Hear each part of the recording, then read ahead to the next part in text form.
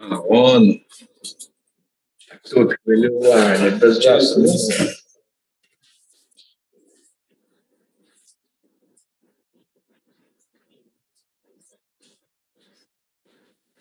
Доброго дня, шановні члени. Hello, dear members of the commission, dear participants. So we'll continue the 9th meeting session, namely the third type contest of the filling the vacancy of the head of the SAPO. And now we're talking about the diligence committee. So according to the schedule is approved to make the compliance with the candidates, we invite Mr. Antonov Shevchenko, Mr. Pigul, and Mr. Pikulenko. So we have 3 candidates today to be interviewed.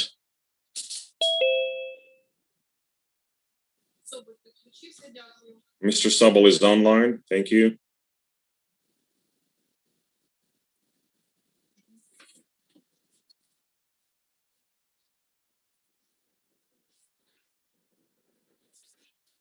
Ще раз наголошую, колеги, що в нас... Dear colleagues, once again, I'd like to announce we have 60 minutes per candidate. So please be, since Mr. Thomas has to finish this meeting at 5 p.m. tonight, let us keep to the schedule. Please.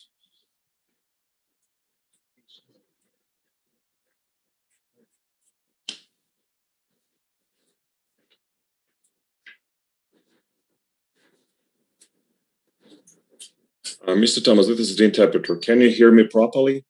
Is everything fine? Great. Thank you.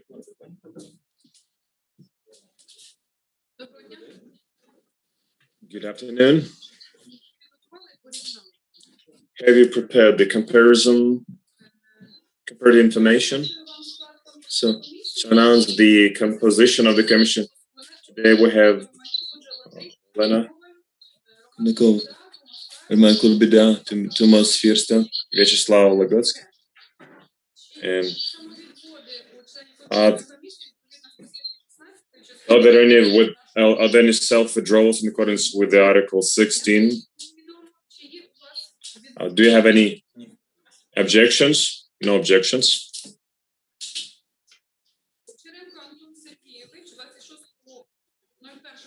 On 26th of January 1988, aboard.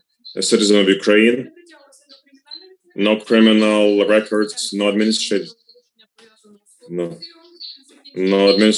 records, and he finished National Academy named after Yaroslav Mudry, specialty Master of Law. He worked since 2010 until 2011 in Prosecutor's Office of Kharkiv City.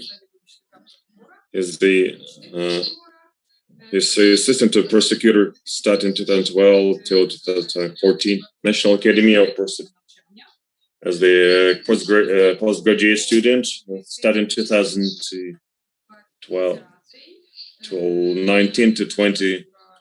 I worked at the Spectre, chief specialist of the General Prosecutor's Office. 2020 until now is unemployed. Would you like to inform some additional information? Dear Chairman, dear participants, the present members of the Commission,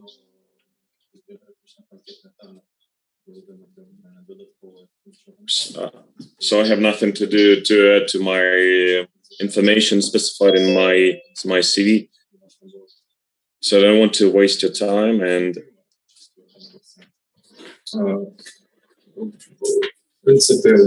in general, my purpose of participating in this contest is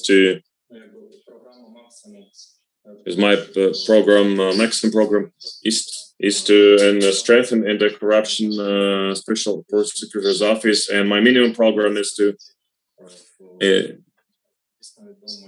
maintain the function of SAPO. This fund structure is constantly strongly tested, and if we consider the mechanism, so every mechanism has its own point of resonance that has some weak points. So every mechanism has its weak points, and so under certain circumstances, this point can be a weak point in the entire mechanism. Now, this weak point is the absence of the head of the SAPO. I think this is the weak point, the main weakness of the prosecutors' SAPOs. And therefore, so the system has to work properly and to the full of its capacity if it has the leader. If you speak about the purpose of this meeting, and I would like to say that I do not consider this interview as some sort of the victory in this contest as some certain professional growth or challenge or whatever. I don't take it personally. For me, it's important that the best candidate could win this contest, and if it happens, I would. If it happens, so it would be an honor if I can win this contest. But the ultimate goal is to make sure that the best candidate wins. Mr. Anton, please tell us. In your resume, you said you have studied in the National Academy as an aspirant or postgraduate institute, but we don't have your diploma. You haven't supplied your diploma. What was? Have you completed the study? Did you have any scientific thesis or? So you worked today 2 years as the full-time student. So are there any? Yeah, I'd like to make some clarification. I've been studying for 3 years. In fact, the full course was 3 years, and I worked a little bit on certain topics, and my specialty 2008, which is the criminal law. So I worked on these. I had it. So the topic of my thesis was the execution of the sentences, and in my labor's book or in my labor agreement with it, when I signed it, my obligation was to finish to complete the education, and in 90%. So 90% of graduates who continue to work in the same position. So I was supposed to finish my thesis, and then I had to continue my work either in the prosecutor's office or in the National Academy of Legal Sciences.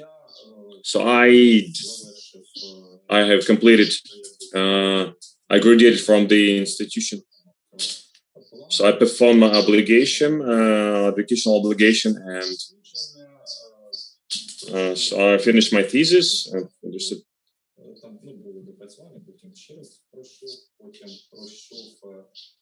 After that,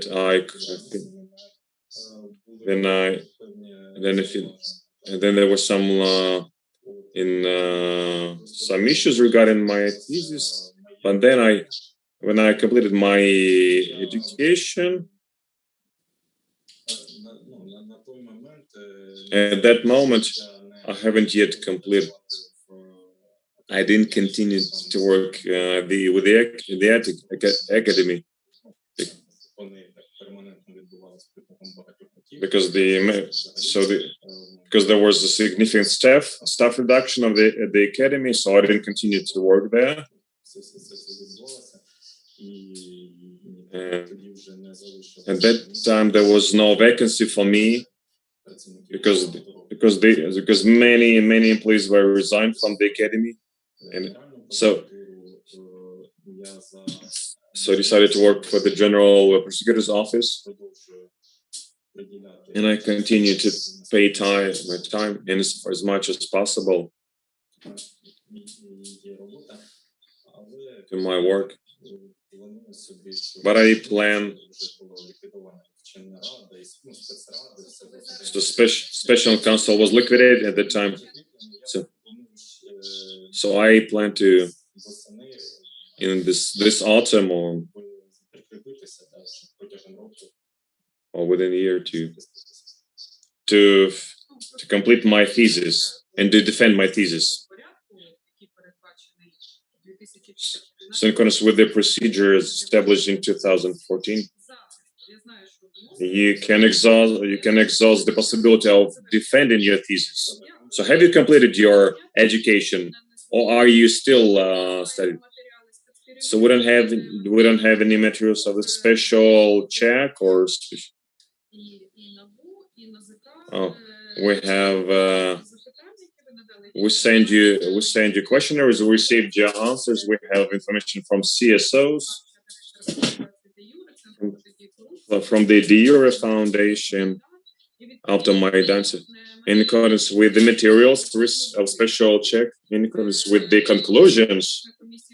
The members of the commission have studied these materials, so if they have any additional questions, we will follow our procedure. So we're about to check the due diligence compliance, and you also we need to make sure that you are politically neutral and provide the fair information. So if there are any questions from the member of the commission to our candidate, please ask them. So in accordance with that information, you didn't have any disciplinary proceedings initiated. You didn't take.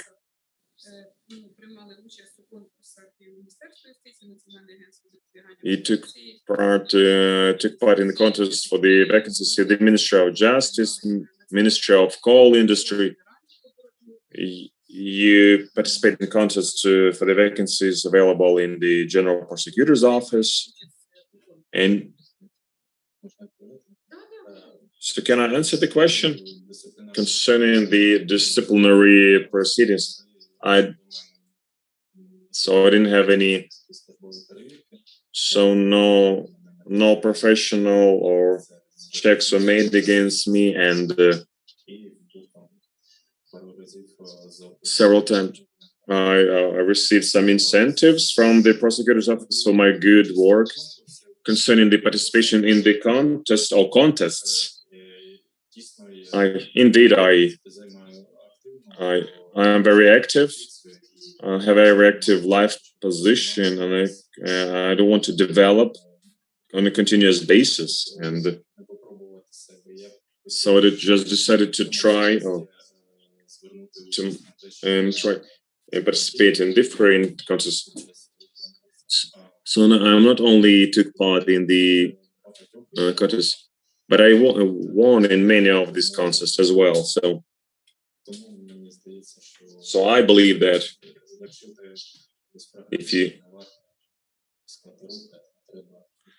in my opinion, the person has to constantly move forward and not to be satisfied with the results achieved. So based on your biography, starting in 2020, you worked as the chief of the department of SAP,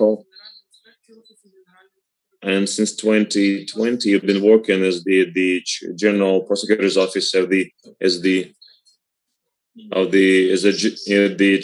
the General Inspectorate. Currently, okay, it was my mistake. So I was working on the procedural department of the. Thank you, colleagues. Colleagues, if you have any questions, you're welcome to ask. So you're welcome to ask any questions regarding the goodwill and the due diligence of the candidate. Are there any questions, colleagues? Roman, you're welcome. Dear candidate, please tell us have you been the co-author of scientific commentary to text code of Ukraine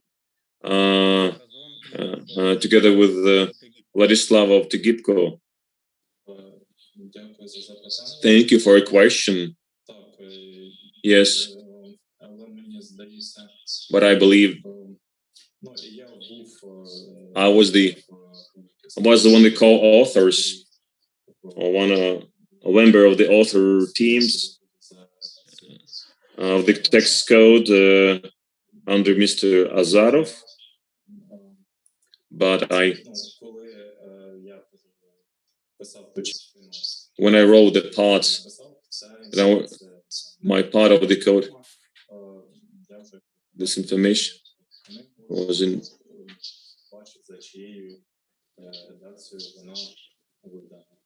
So when I was writing my part, I didn't know who's going to be the head of the authors team. So in the moment when Mr. Zarov, which as far as I remember, he was the Prime Minister of Ukraine at that time. So do you know about the destiny of this book, and does it connect? Is it connected with any other edition? So how come did you become a member of the authors team, and how old were you at that time?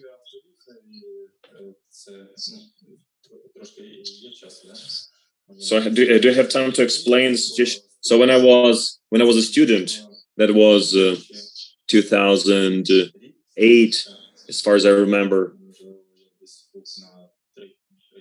I was a third-year student, and so in our university there was an announcement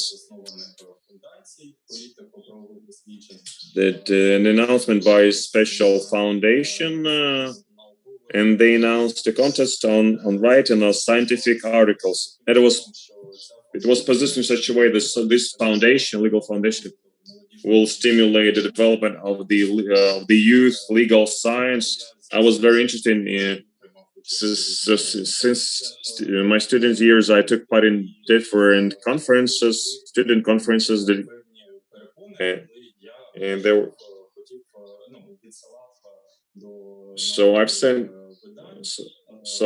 some articles, my articles to different magazines and editions. So I thought that participation in this event would be a great opportunity to establish myself as a specialist. Не згадав, і потім мені відписали, що так, от дійсно у вас є там цікаві different topics. So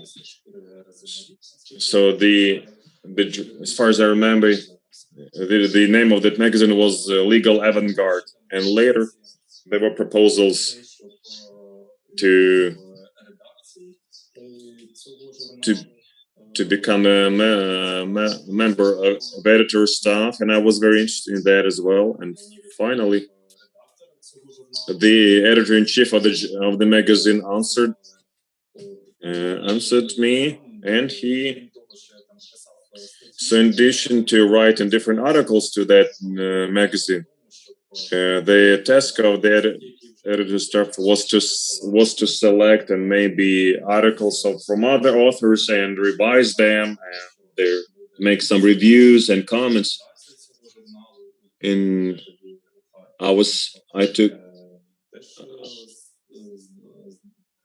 So at that time I resided in Kharkiv, and I was so there were three persons involved in this process. There was chief editor, deputy editor, and me. And later they suggested me to write certain pieces of together with other authors. At first, it was presented as some sort of the legal manuals or So I was very interested to do that. That it was. So I don't want to elaborate on that. It was there were different topics to be covered, and I consider this as the good experience of writing different articles. So I wrote some pieces of that. Some point of time, it turned into some sort of conveyor, because they requested me to write some articles or pieces of information very, very fast. Sometimes they requested me to write a chapter a day, or a piece of chapter a day, and at that time I started to consider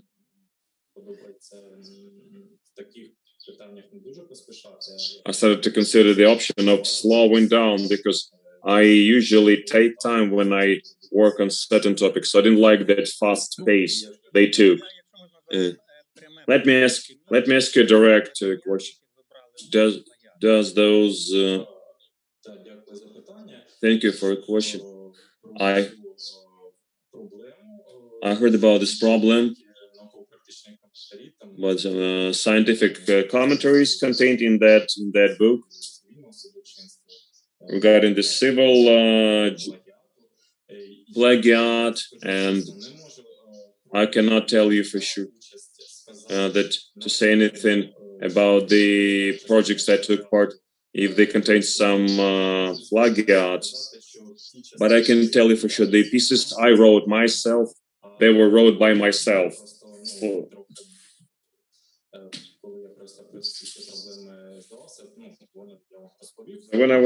When I was writing articles, I carefully read materials, and I was very surprised and sometimes shocked to learn later that some pieces of that book contained materials that were stolen from other treatises. But what I wrote personally, I am responsible for that information, and I was the author of the information.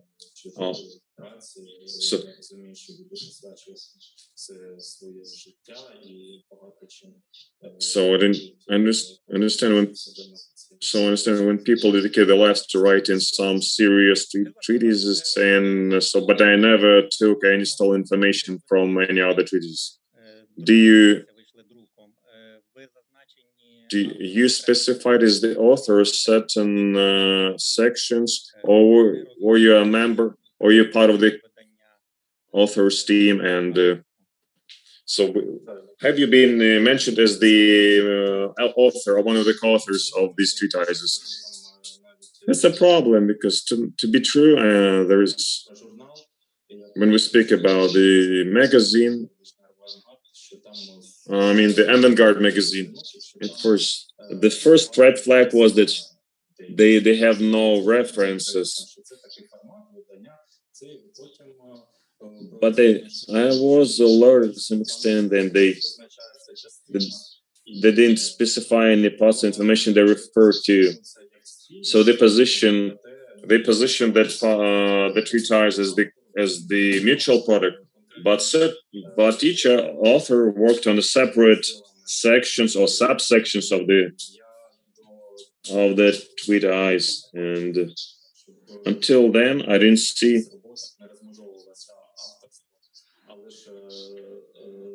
I didn't see any separation of authorship until that time. And when you ask me how old I was at the time, I can tell that if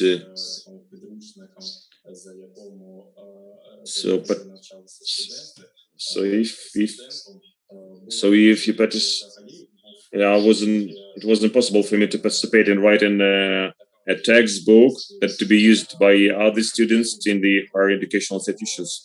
So I didn't pay any special attention and to that work.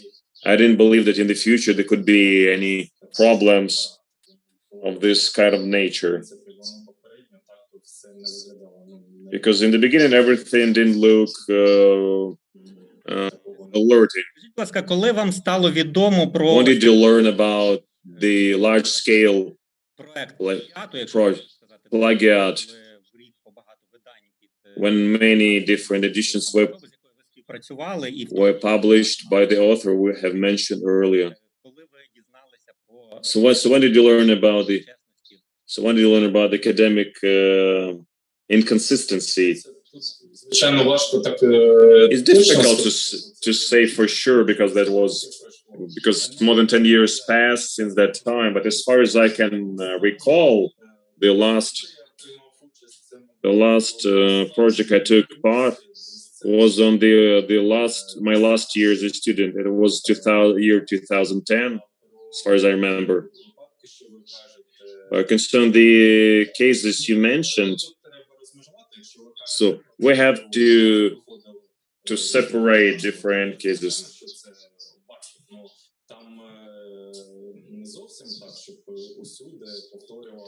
I didn't see the many authors to be mentioned in different books, but there were different co-authors present.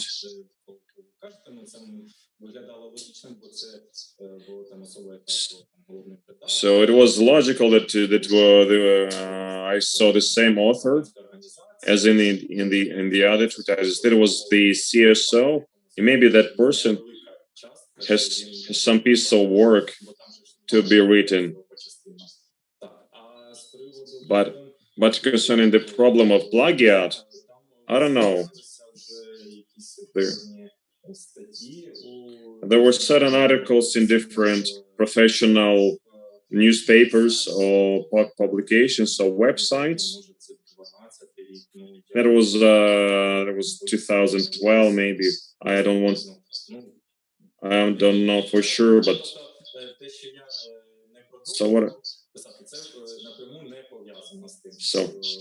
so I discontinued my work at that time, and the plagiat took place a little bit earlier. Did you continue your relationship with Mr. Tegipko after these scandal stories in the criminal proceedings concerning the plagiat? So did you continue to communicate with Mr. Tegipko, and what kind of communication was that?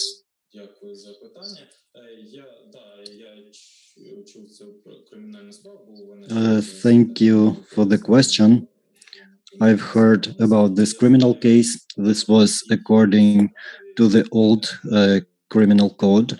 As far as I know, in this criminal case, there was no final decision. As for the relations, well, we had relations connected with, well, in terms of editorial works, in terms of writing of scientific articles. So when I stopped writing, we didn't have any relations. Well, we didn't have any relations beside my scientific work. I saw this person. I saw him in person only one time during a press conference because I was living at another location. And I don't know about his life. Were you connected in the political activities? Response: no.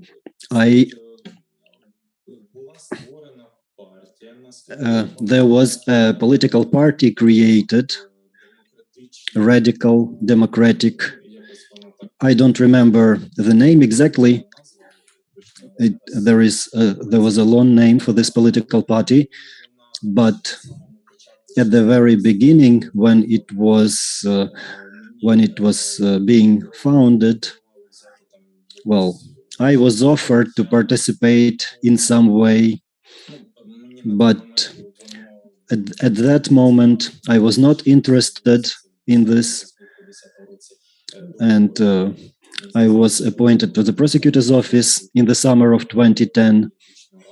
So I was offered to be in a political council of the political party, but I responded that I was working at the prosecutor's office. Well, I just said, thank you. I don't want to participate in this is everything I know about that political party. So this was just communication, maybe 1 or 2 conversations on the phone. Katerina Koval. Dear colleagues, you remember the person who is asking a question should stop the candidate if the answer is sufficient, not to lose time, because I wouldn't like to interrupt the candidate or stop him. Dear Roman, do you have any other questions? Roman Koibida, no, I would like to have a pause. Mr. Navrotsky wants to ask. Katerina Koval, dear colleagues, we need to remember that Thomas has to leave at 5 o'clock Kiev time and we need to vote by 5 o'clock. Navrotsky, dear Sergei, did you receive the authorship, the author's fees for that publications that were the object of the criminal case regarding the plagiarism? Thank you for the question. I was responding to the question and I noted that the participation was free. This was the common practice. So, interruption. Mr. Navrotsky, did you receive the author's royalty for this publication? Response, no, nothing. I just wanted to explain why I didn't receive anything. Katerina Koval, any other questions? Olena Busal, in the year 16, you were not admitted to participate in the open competition to the SAP. Yes. So now, in 5 years, you are aspiring to this high position.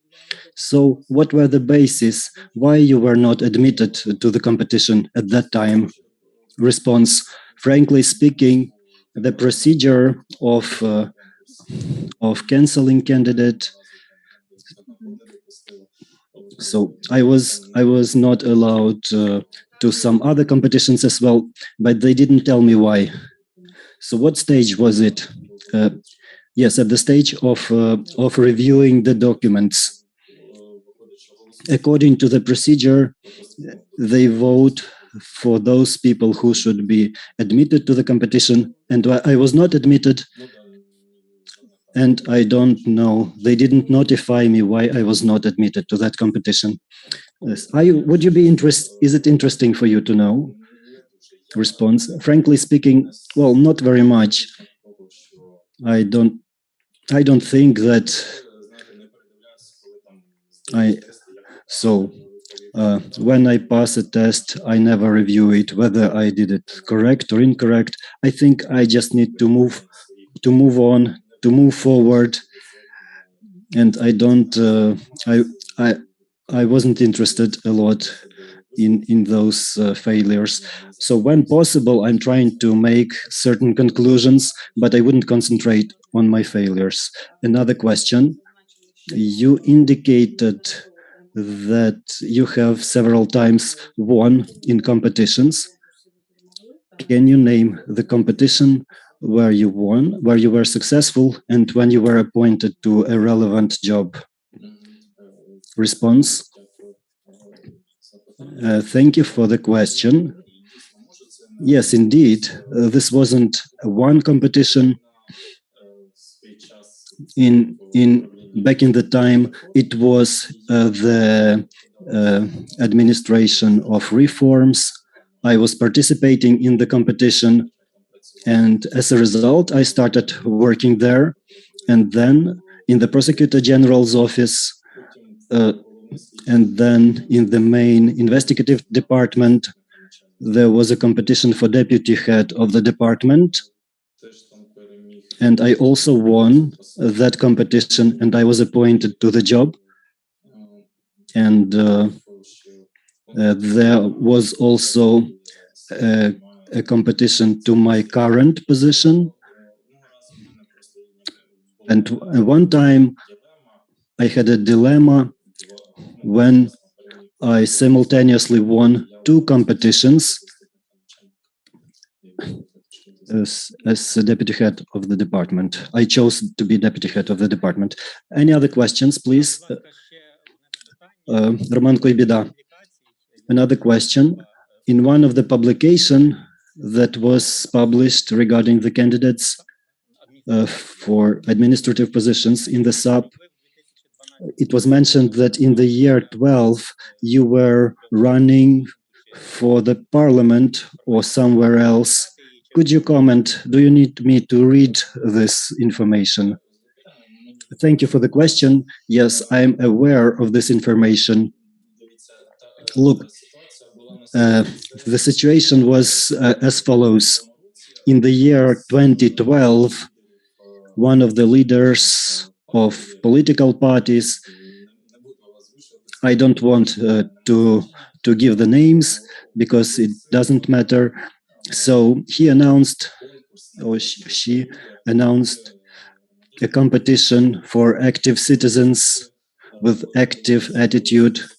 So he called on active people to participate in his party list, to participate in the primaries of that party in order to make some changes in the country.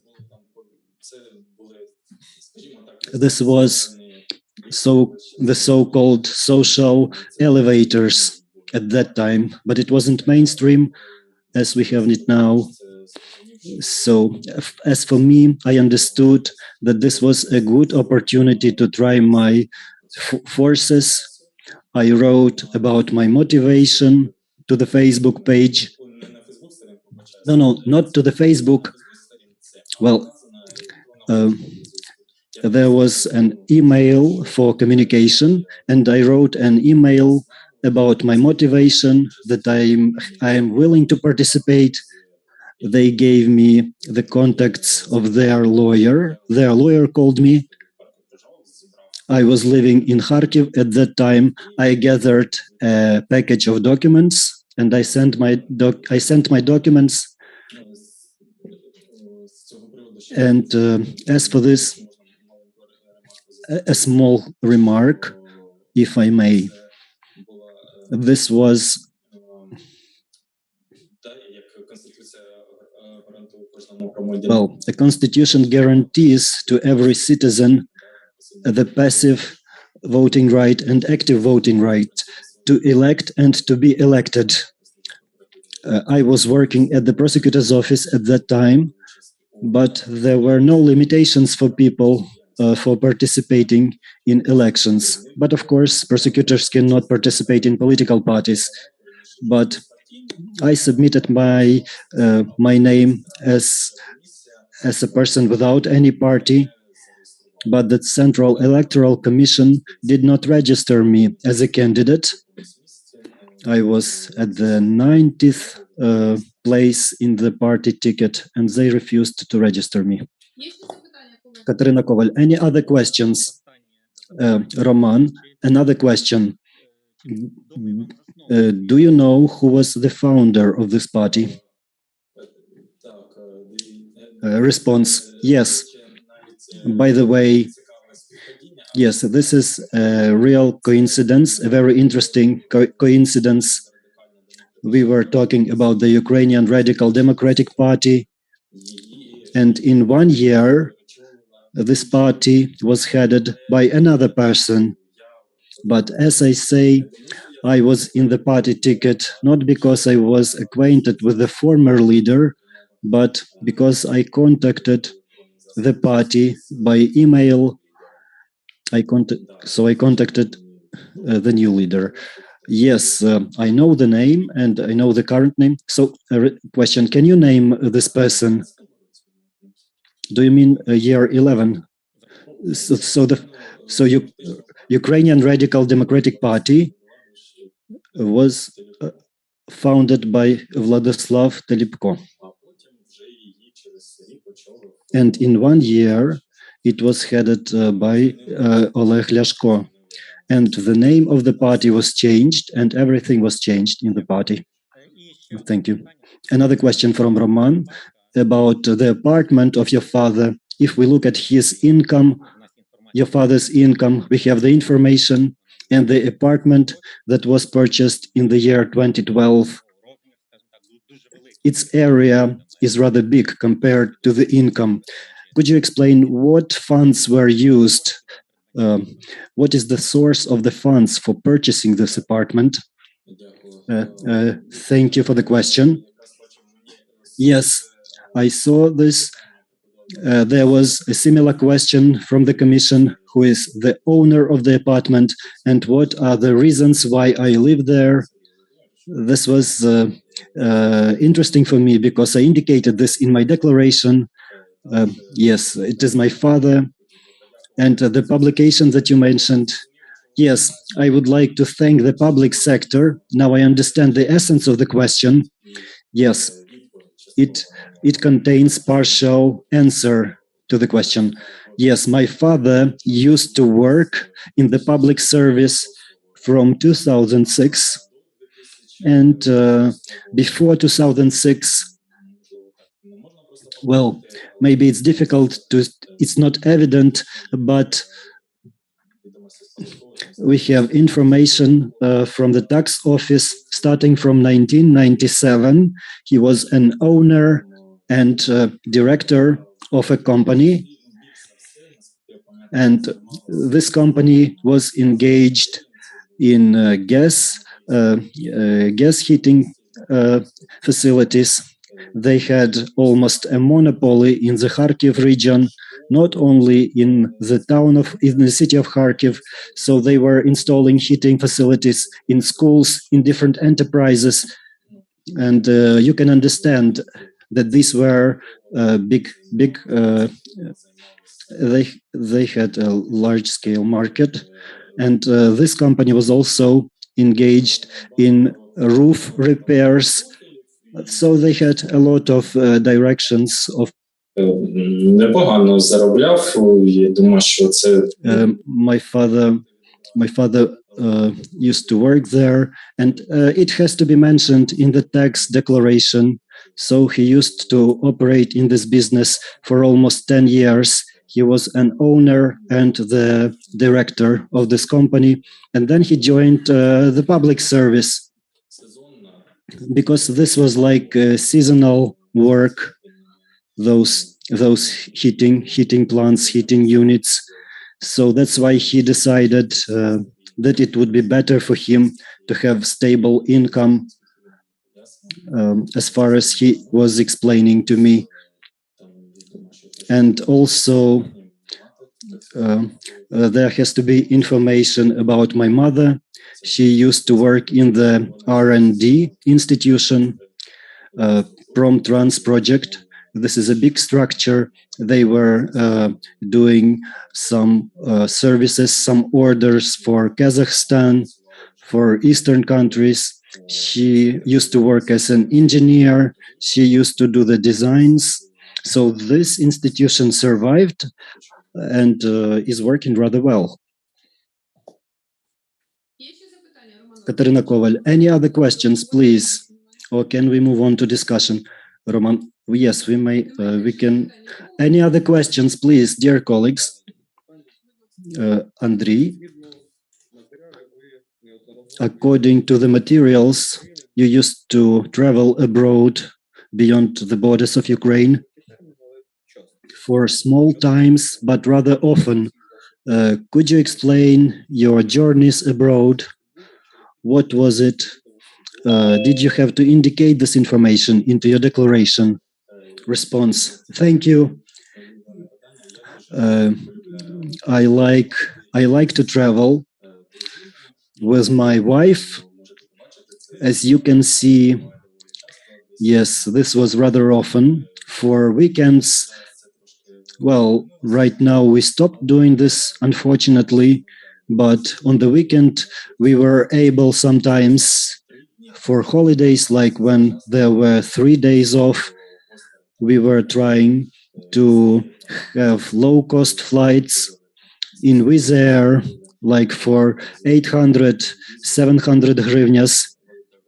We made a visa to the Great Britain. Sometimes we were able to get tickets for 800 hryvnias, for 1,000 hryvnias in one way.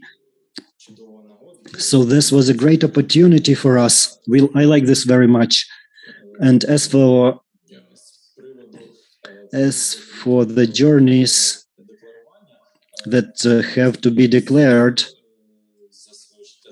well, in general, I can remember only 2 expensive journeys. This was in 2015, when I was working in the Department of Reforms. I participated in the exchange program regarding the inspection, the leadership program, and the law enforcement activities. So we visited several states, and it was expensive, yes.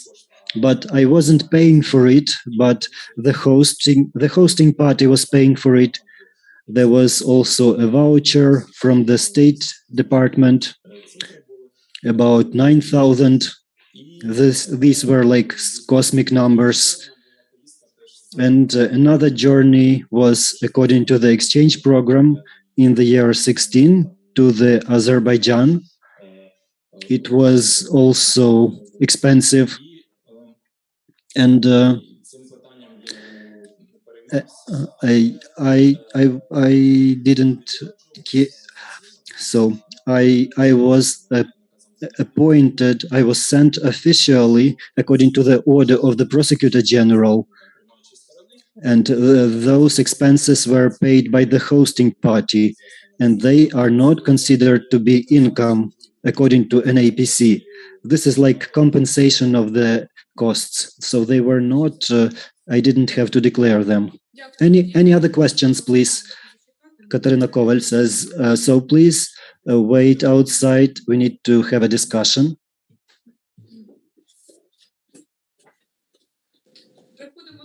Katarina Koval, so please let us have a discussion.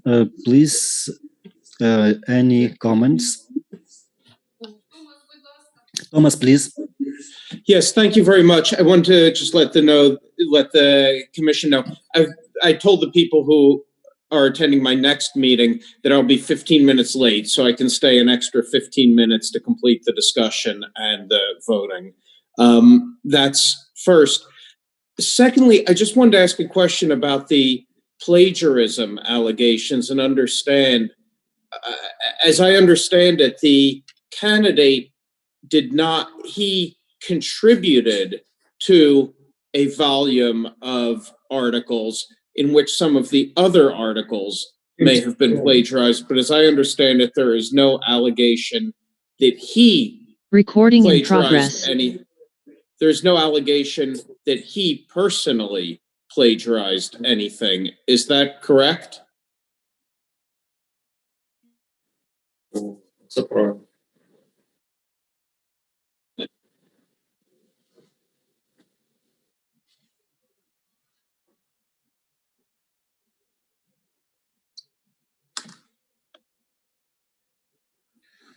Томасе, от як розцінювати плагіат? Thomas, how can we define plagiarism? We have books with 3 authors, including the candidate. Не є роздільним, тобто не зазначено, хто саме що написав. І ці книжки – це є фактично плагіатом.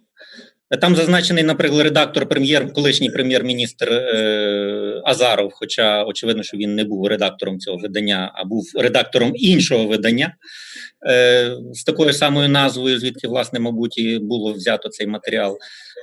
Кандидат не був переслідуваний. Саме кандидата переслідували в кримінальному порядку.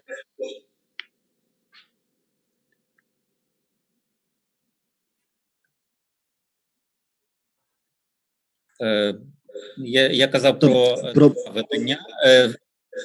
Так, в одному з них три автори. So there was a book with 3 authors, including the candidate, and they have not clear distribution what part was written by the candidate.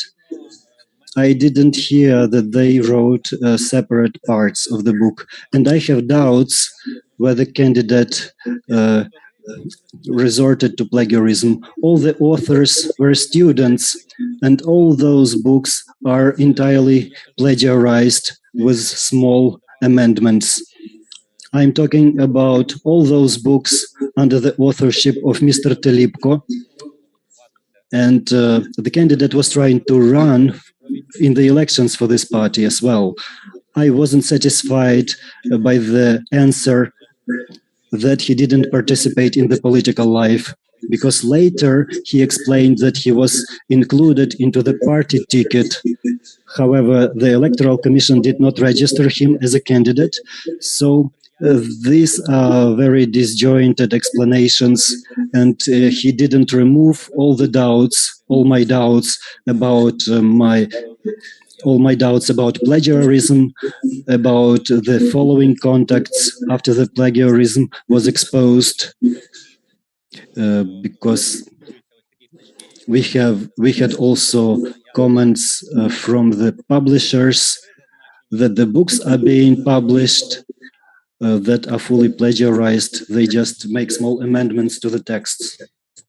Okay. Thank you. Katerina Koval, I'm sorry. I can see that we have Mr. Drago Kos. Drago, can you hear us, please? Or not yet? I can hear you. Can you hear me? Дякую, Драго. Thank you, Drago. Yes, we can hear you. Good day. Good day. So we continue. Mr. Navrotsky, please. Dear colleagues, I was also not satisfied by the answers of the candidate to the question. They don't correspond to what I heard about this story, with repeat publication of other people's materials. So from what I heard from the General Assembly of the Legal Academy in the year 12. So this was a large-scale organization for Ukraine. They had streamlined republishing of books that had been published before. They didn't work for ideas. The publishers were opposing them because there were the royalties had to be paid to real authors. As for his participation in the political life, to me the candidate's explanations are not satisfactory, and I will not be supporting his candidacy. I know that he was a student at that time, but we have no time limits for plagiarism. Thank you. Katerina Koval, any other comments, please? Andriy Gudjal, dear colleagues, I have a comment regarding the political neutrality of the candidate. Right now, judging by the materials that we have, I cannot assert that this person is connected with any political force or is in the founders list of any political party regarding the integrity criterion. As for the plagiarism, we don't have time limitations for the plagiarism, but in order to assert that the candidate was connected to plagiarism, we need to prove it. The candidate said that he was preparing different sections, different paragraphs or parts to the book. He was giving those parts to the editor, and then the editor was combining the text into a single document and stating that he personally was doing plagiarism. I can't do this. So I will support the candidate because in this case, I don't see any violations of integrity on his part. Of course, some of his answers were not satisfying for me to the full extent. However, I am basing my decision on the materials that we have and those actual circumstances of fact and evidence. So I will be supporting the candidate for sure.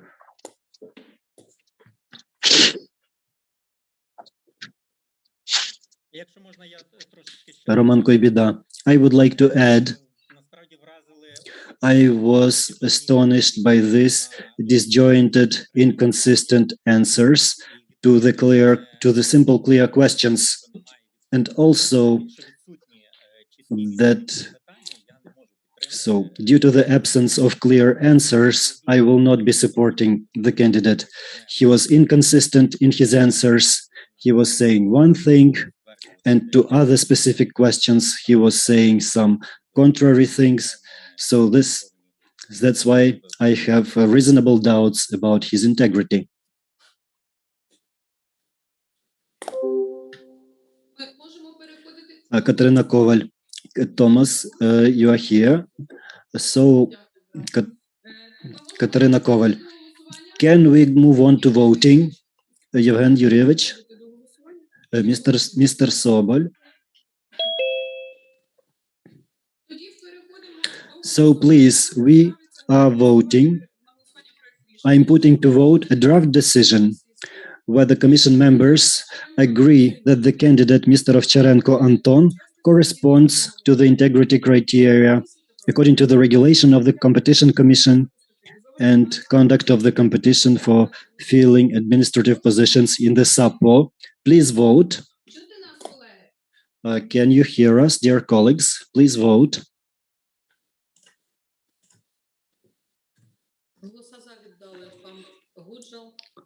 In favor, Mr. Koibida, Thomas,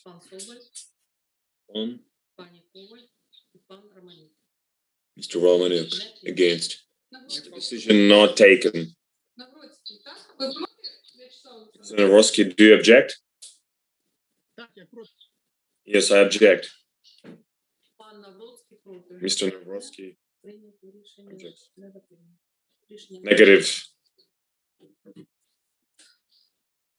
Decision not taken.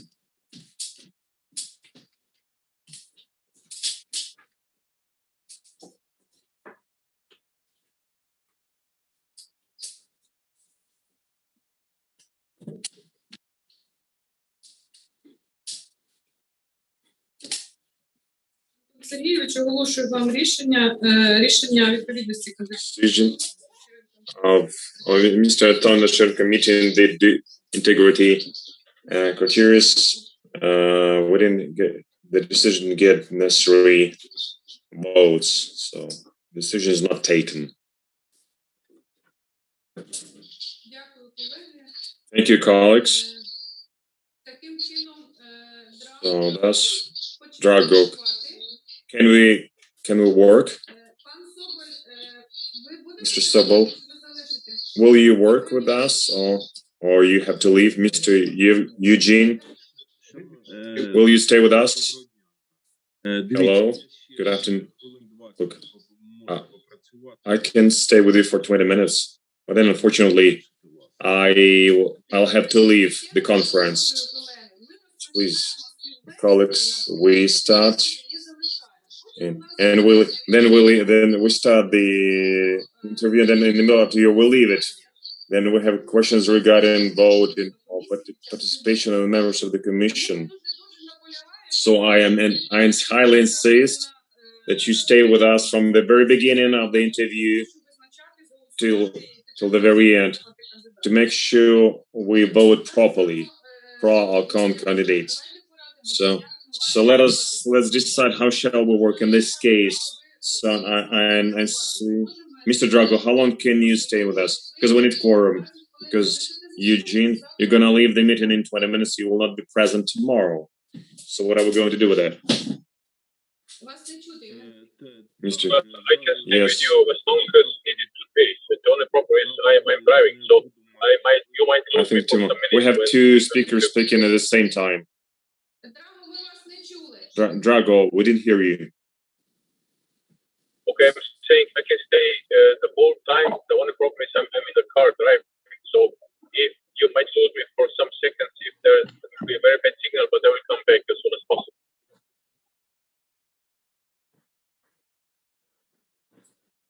Чи можемо ми запрошувати слідуючого кандидата?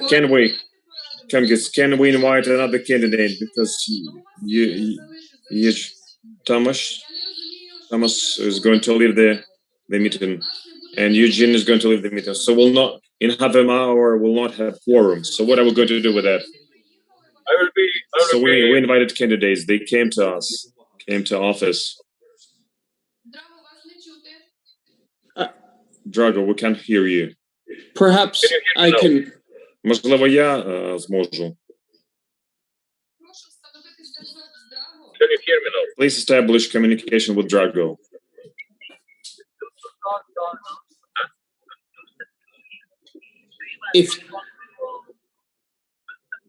If you can't hear Drago, I can Якщо не repeat ви what he чуєте Drago, said. то я можу повторити, що він сказав до цього. Okay, can you hear me now? Томас, мені важливо, щоб буде зв'язок з Thomas, it's Драго. important to have communication with Drago because we start interview and work with the candidate. We have to understand with, and then we'll start the interview and then proceed with the voting. So we need to make sure that we have the complete cycle. If Drago cannot hear us, he won't be able to hear the candidate. People came to these interviews. We need to make sure we have quorum and from the very beginning to the very end, because otherwise we can participate in the judicial proceedings. We have some statements from other candidates that some of the commission members participate only partially in its work. So make sure if we start with the candidate, let's work with him till or her till the very end. So please stay with us. I can hear you, and Now I I'm hope you worried can hear me that too. Томас піде, і ви... if when Thomas leaves us, we won't be able to vote, and we'll have to have additional interview with the same candidate. Yes, I was just going to say that Drago said that, as I understand it, he can participate starting now until the end.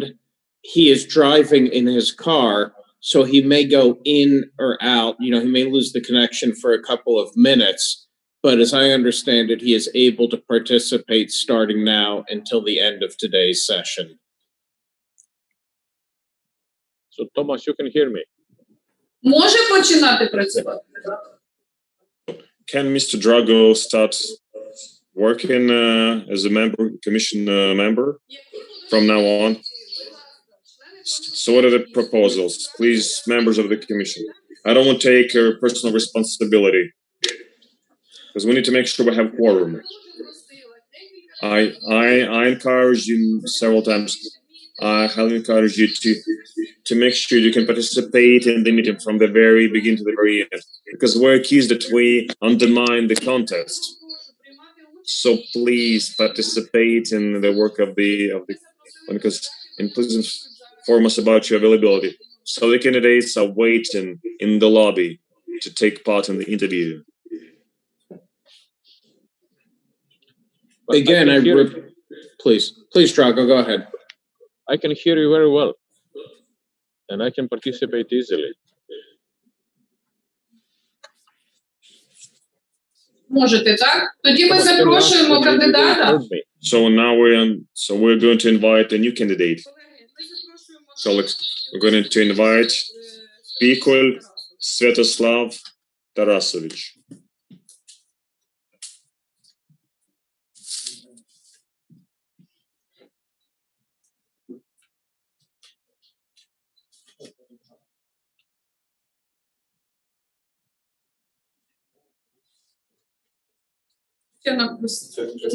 Запросили, так?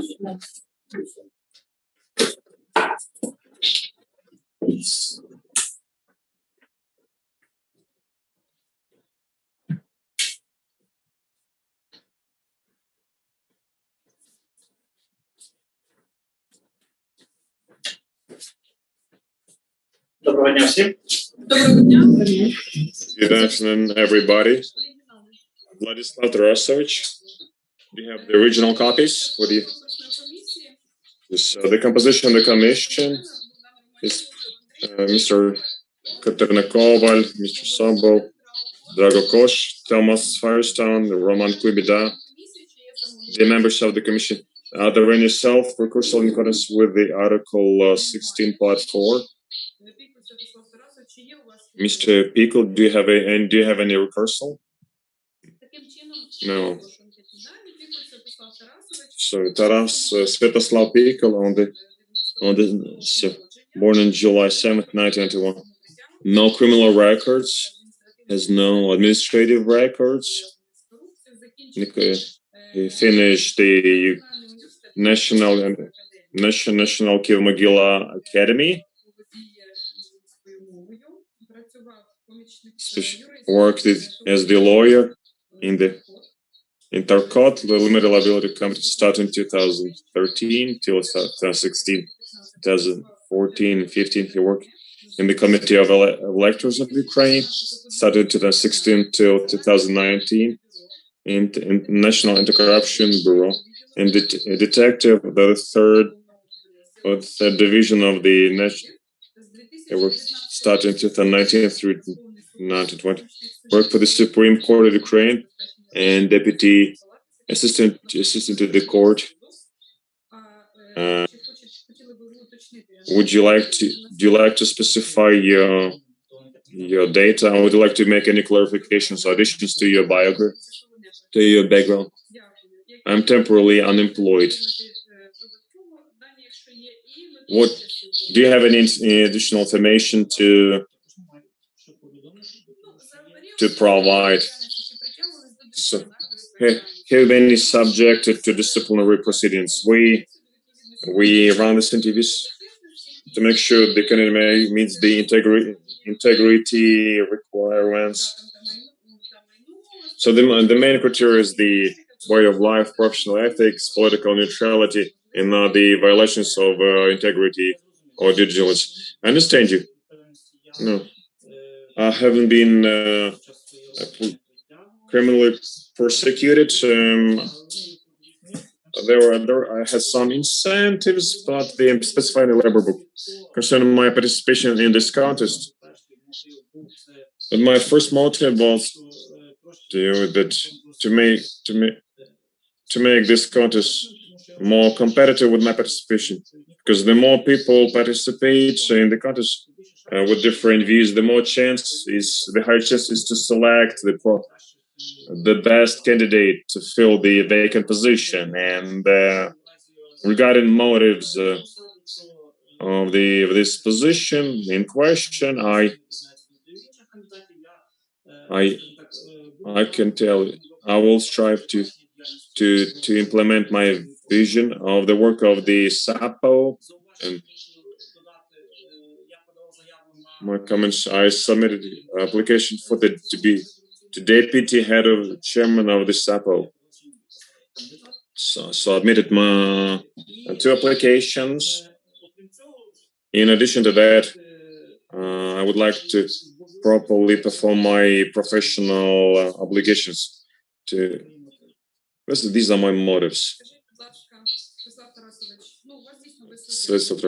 You have very high results of the first and second stage of selection. Some judges haven't passed the first or second stage. But I have a question to you.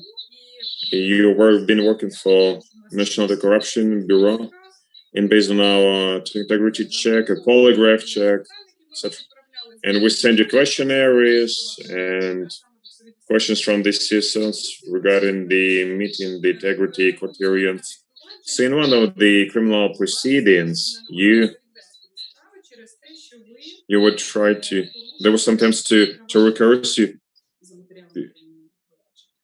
because there was any situation could you please explain the situation regarding the criminal proceedings, regarding you as a detective? It can be some sort of mistake from my side, but there was some criminal proceedings. I'm not sure whether it was against me, but it was an accusation regarding members of the parliament, Rosenblatt and other persons. And it wasn't my division that was investigating this case. And they started massive searches, and in connection with that, in connection with massive searches, all the detectives of the division were involved in this work. But in fact, regardless that I was not included in this investigation group. I didn't really take part in the searches in question. But the defendants used the practice of announcing the recursal of all the detectives participating in that investigation. So thank you for explanation. When did you resign from NABU? That was my own decision. The reason for resignation was to be brief. At the moment of resignation, I couldn't believe it. I couldn't be quite effective in the position I occupied, and I decided to quit in March 2019. Please explain your decision. So my motive. But in the end of 2018, beginning 2019, all the investigations of NABU were considered by Solomonsky Court, and the judges. Situation was that some advocacies was considered 2 months in advance, and I wasn't able. It was very difficult to meet those deadlines and prepare materials within 2 months for the court hearing. And in the proceedings where I was participated as a senior inspector,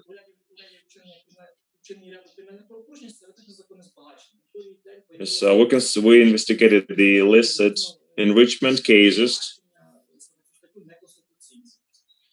So the Constitutional Court of Ukraine regarded this article to be non-constitutional. So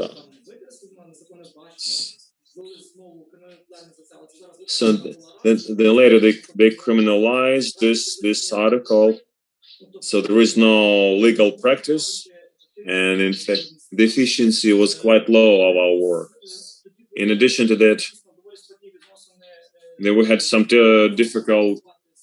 It was a difficult situation. And it was very difficult to cooperate with prosecutor's office. There was a scandal regarding the TAP and the anti-corruption prosecutor's office. So all these circumstances plus different vision of my vision and my managers to the regarding the organization of our work in our department led to the fact that at that time I decided I could not be effective anymore in this position, and I decided to resign. So you were not satisfied with the organization of the work at the anti-corruption prosecutor's office. So there were some circumstances they don't contribute to our effective work. What if tomorrow there'll be some circumstances like in the parliament or in the country itself that will not be favorable for your work? You will decide to resign as well from the position of the head of the SAP. I would like to understand your position, because you resigned from the Supreme Court in the same matter, and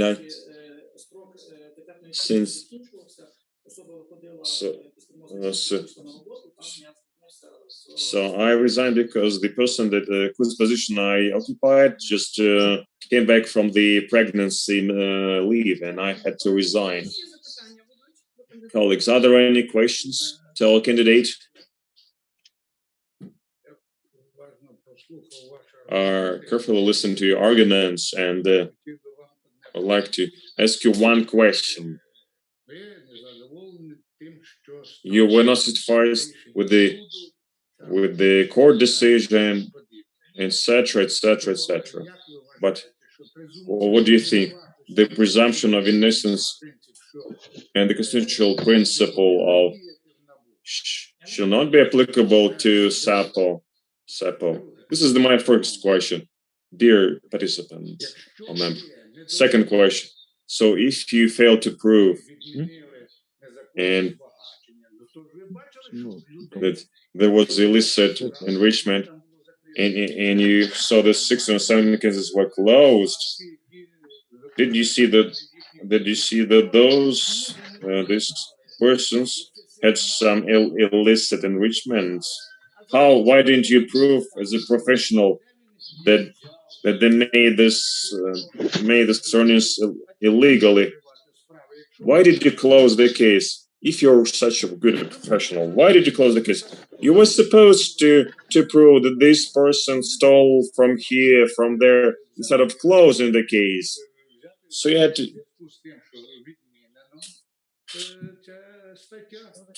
So instead of closing the case, but due to the fact that this article was decriminalized, you as a professional had to prove that this person have made their earnings illegally. Why did you give up? Because if you're a professional, you were not supposed to give up and continue the case. So please explain your decision. May I answer a question?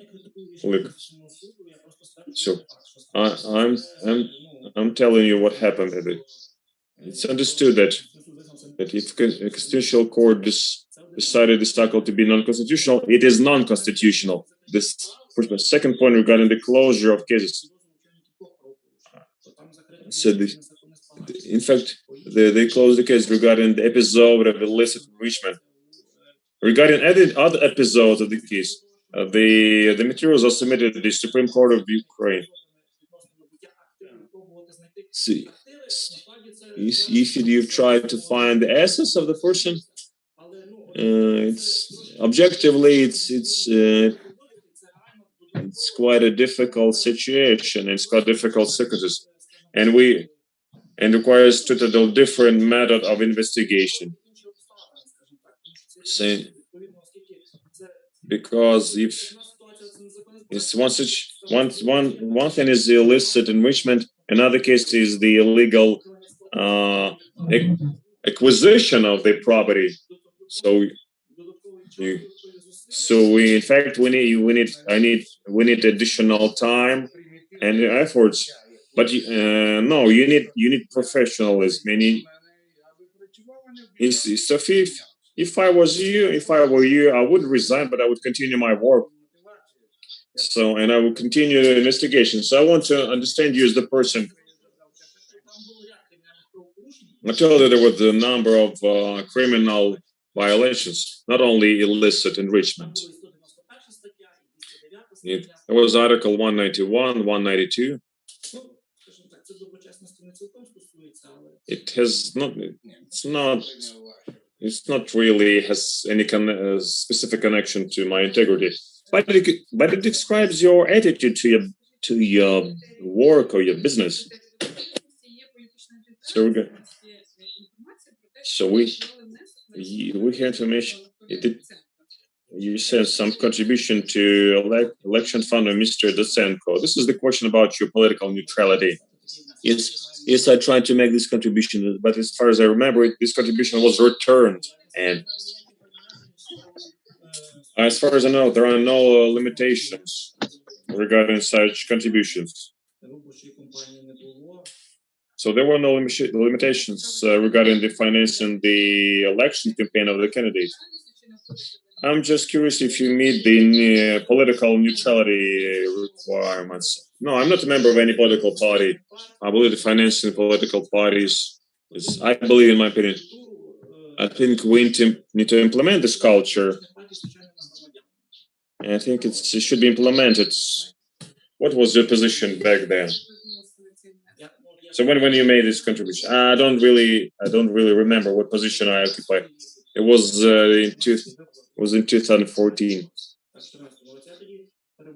Back then I occupied the position in the CSOs, and I was working. So I was working in the private enterprise. What was the amount of contribution? It was around 300 hryvnia, so not so much. Thank you, colleagues. Drago, can you hear us? Yeah, I can hear you. Are there any questions from? Yeah, can you hear me? Так, дякую, Драго. Будь ласка, запитання, члени конкурсу. Are there any questions from the members of the commission? I have a question or two.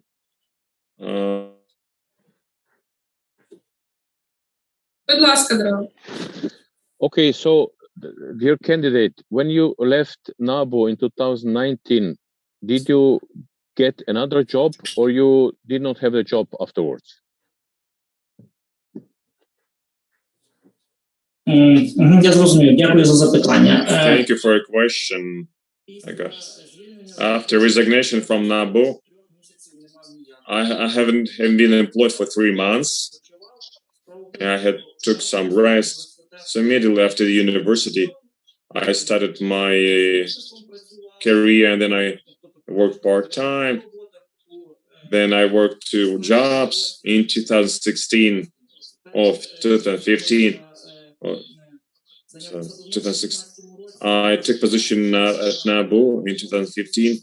I applied for second higher education, and so I still took too much obligations and commitments. Immediately after that, I got after resignation. So I didn't have any period of leisure or rest, because so after working in NABU for 3 years, I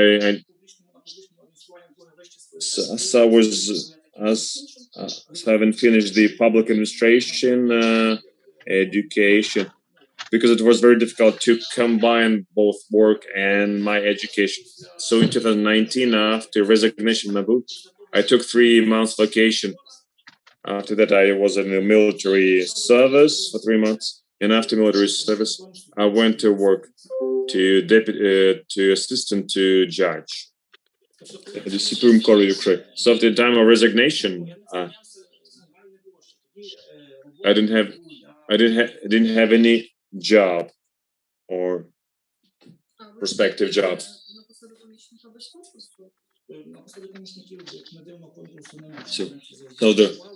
So I was very surprised, but there was no contest to become the assistant to judge. But the judges themselves select their assistants. So this work was not subject to contest. Any other questions from the members of the commission? Mr. Roman, you're welcome to speak. Dear candidate, last year you received the power attorney. Could you please explain us the essence of this power attorney? Last year, yes. Thank you for your question. Last year, in October 2020, I received the power attorney from my father to procure an apartment in the city of Kiev. Why did I receive this power attorney? Because my father decided to sell apartment, to buy apartment. I apologize. In October 2020, he came to Kiev. He's residing in Kalush. I reside in Kiev. So therefore, so as of October 2020, I was unemployed. I had some free time, and so on. And here, so my dad was selecting some apartments, and my job was to take photos of different apartments he was selecting for procurement, because he wanted to buy the apartment in the secondary market. So he came to see the apartment in October 2020. This same day he came, he had a very high temperature. He left home, and we found out that he's got COVID back then. So he issued power attorney to procure the apartment he selected. At the time of his first trip, he left money to buy this apartment. So in fact, I was, based on that power attorney, I procured that apartment for my father. When was that? So it was done in his name. When did you buy this apartment? When did you receive the money? That was November 2020, as far as I remember. I cannot tell the exact date. Which year? 2020. November 2020. And the power attorney was effected in October or November 2020.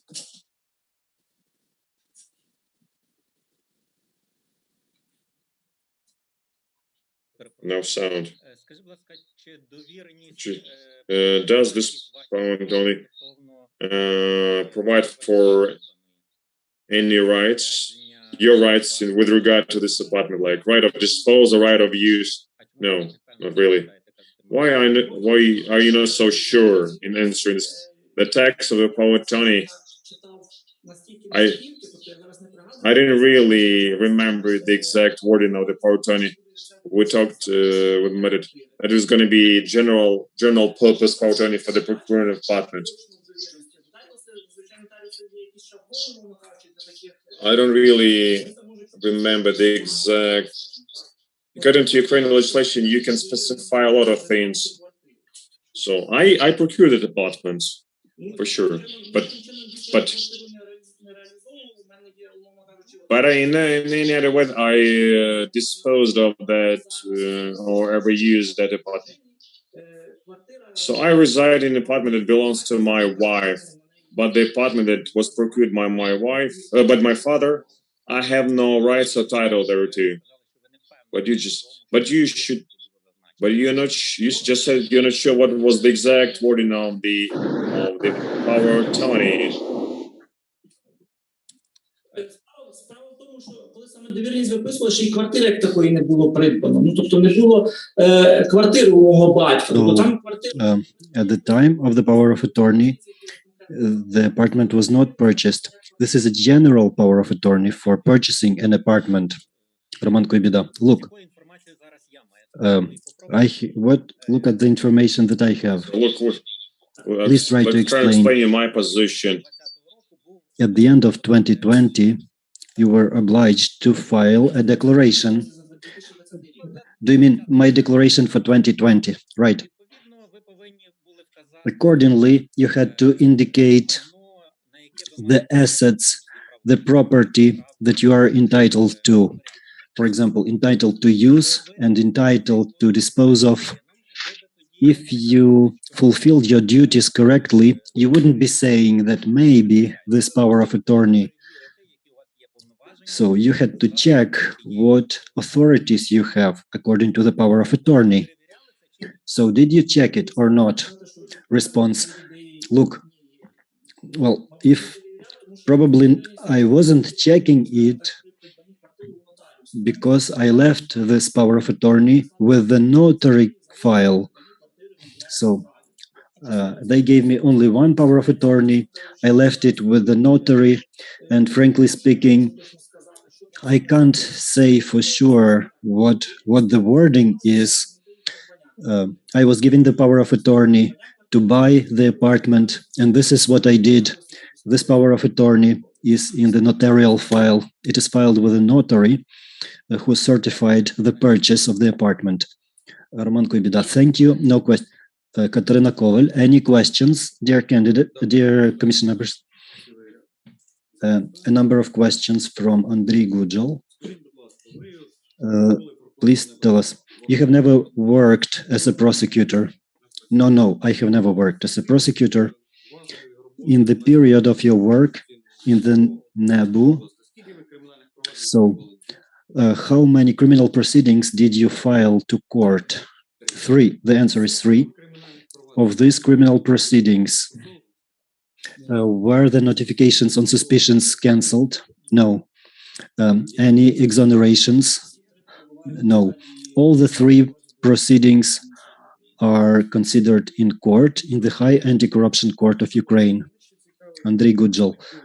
Well, I'm also interested in this. We have information from NABU During this period, you have traveled several times abroad. For example, your wife in 2016,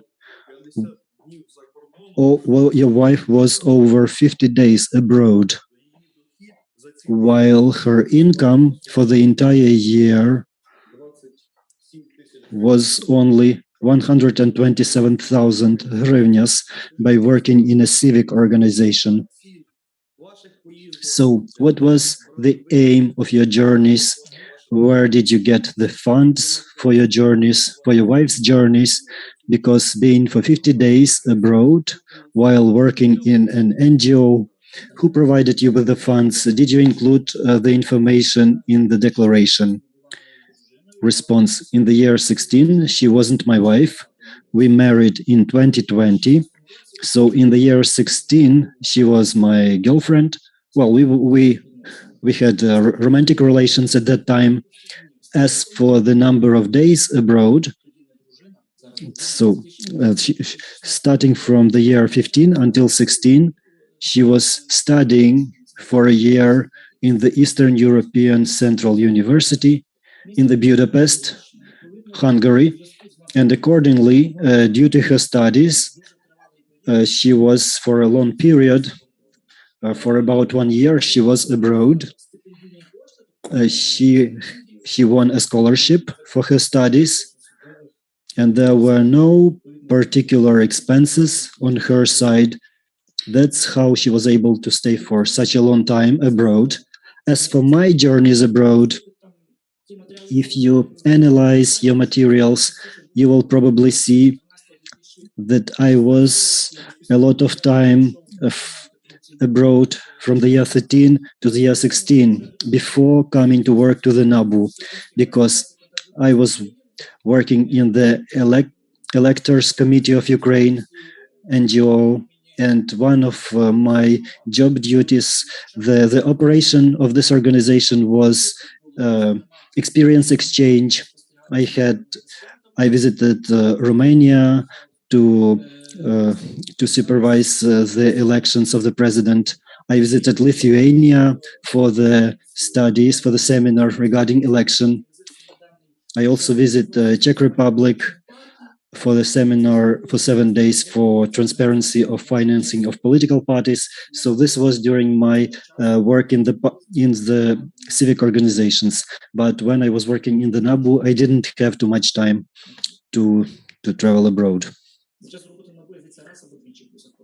So only 1 or 2 times I was abroad while working in the NABU. Andrei Gujal. So all your work related to fighting corruption resulted in 3 criminal cases that were referred to court, and you believe that you are the candidate that is anticipated by our country, by our citizens, to make a breakthrough in the fight against corruption. Response: yes, these proceedings are different according to different articles regarding Article 366.1. All my cases regarded Articles 191 or 209. So we did a lot of work so the number of detectives is not very large. The proceedings are very complicated. I only named the proceedings where I served as a senior investigator that I referred to court.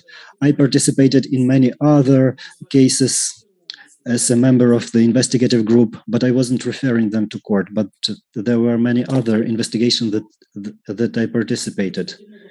And we need to take into account that during the first year, when I came to the NABU, I didn't have any previous experience in the law enforcement. And during the first year, I was like a trainee. I had a lower coefficient of salary. And in the first year, I was like a trainee. And after the first year, I referred my first proceeding to the court. And again, I'm not sure whether this is a question of integrity. Katarina Koval, any other questions? Andrei Gudjal. I cannot agree with you whether this concerns integrity, because for this period you had a very big salary and the society was expecting other results from you. And as of today, those results are unsatisfactory, and the results with the corruption are not satisfactory for the country. So for me, this is a question of integrity as well, but because we need a professional, a person of integrity who would be able to make a breakthrough in the fight with corruption in our country. So we need to know that you can, that you know how to do this, that you know how to be an example, how to set an example, to be a role model for others. So you need to show why you are the person that you are ready to lead other people and ensure real combat, real fight with corruption. Please, Katarina Koval, any other questions, or can we move on to discussion? We can start the discussion. Dear candidate, please wait outside.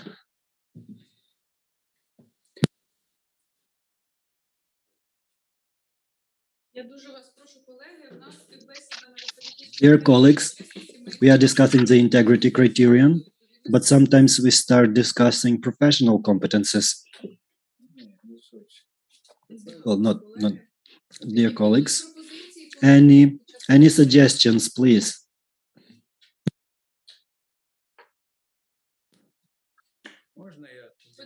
Can I?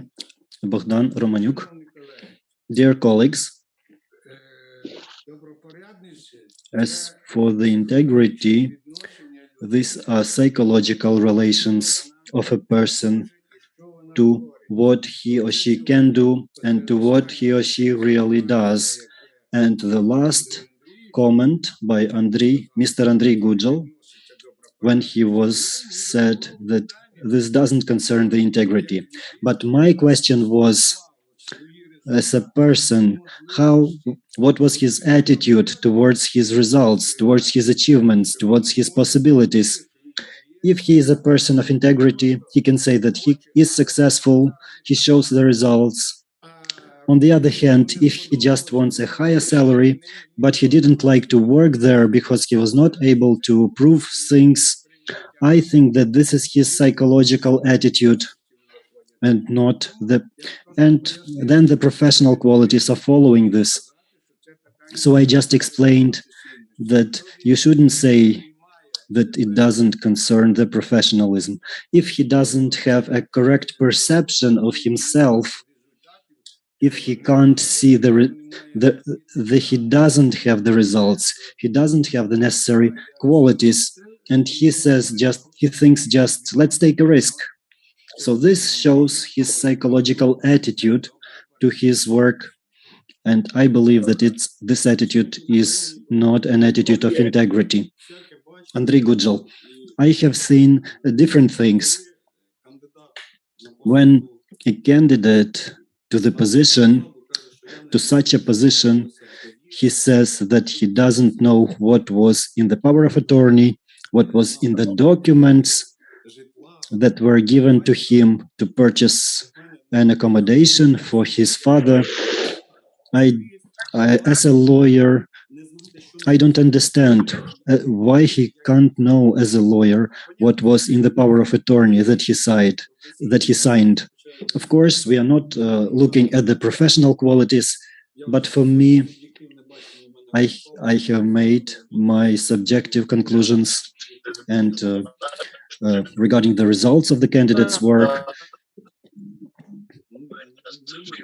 I personally cannot support.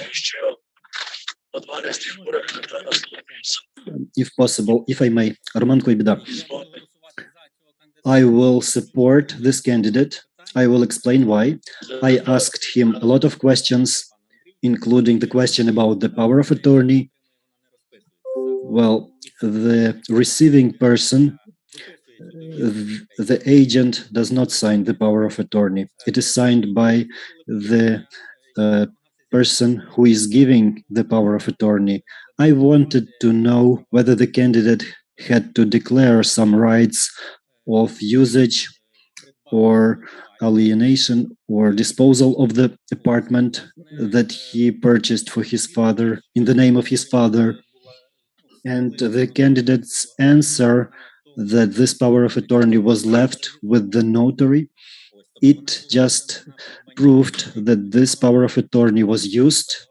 So it was issued to buy the apartment and then it wasn't used. And our documents doesn't have any data showing that the power of attorney had the rights of disposal. I didn't like the words like maybe, but sometimes these words may just slip off a tongue. But right now I don't have any basis to assert that the candidate had to declare certain rights contained in this power of attorney. Thank you. Olena Busol. Dear colleagues, I agree with Mr. Romaniuk and Mr. Gujal. I fully agree with them. I just want to add that from the very beginning of the interview, the candidate just confirmed that he is a technical candidate, that by his participation, he wanted to make the competition more competitive, and this is already a lack of integrity. And secondly, I didn't like this dubious story regarding his dismissal from NABU. I will vote against the candidate. Thank you. Katarina Koval, can we move on to voting? So please, let us vote.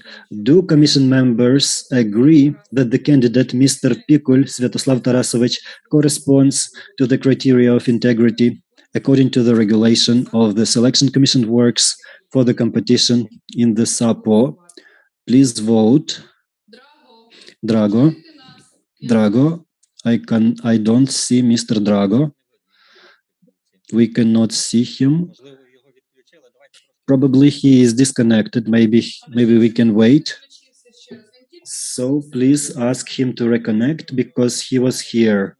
Maybe there was a break in the connection because he is on his way. Probably he accidentally disconnected.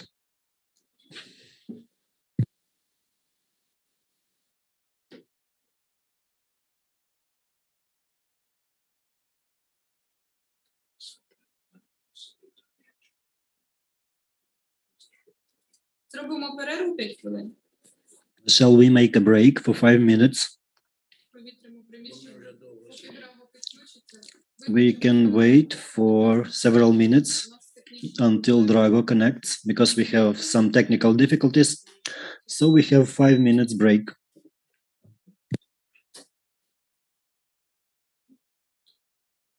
Виходити можна? Так, потрібно. Я там блінчики принесу. Ви знали, що я сьогодні не обідав?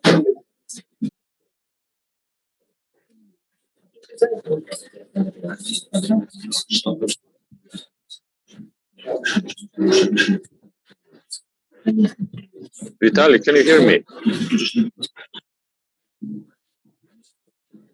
Vitaly, can you hear me?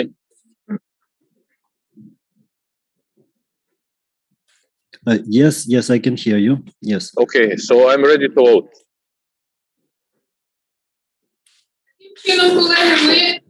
So, colleagues, after the discussion, we are having the vote. So I'm putting to the vote draft decision whether the commission members agree that the candidate, Mr. Pikul Sviatoslav Tarasovich, corresponds to the integrity criteria according to the regulation of work of the Selection Commission and according to the regulation and work. Drago, please vote. I do not agree. I do not agree. Дякую. І того є. Thank you. So we have only one vote from Mr. Roman Koibida. The decision was not supported, was not approved. Katarina Koval, please invite the candidate, Mr. Sviatoslav Tarasovich.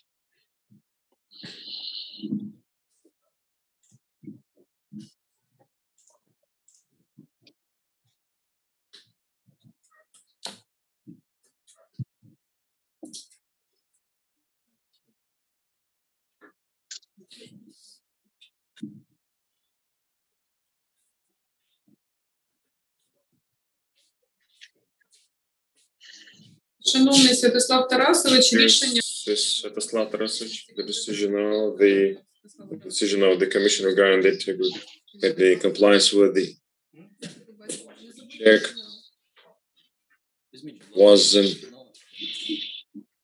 wasn't effective.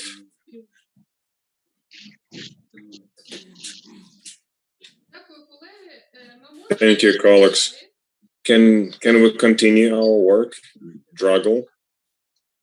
Yes, I'm fine. I'm fine. Що?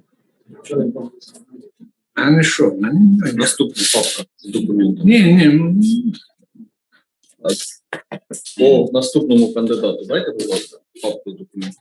Please provide the file concerning the next candidate.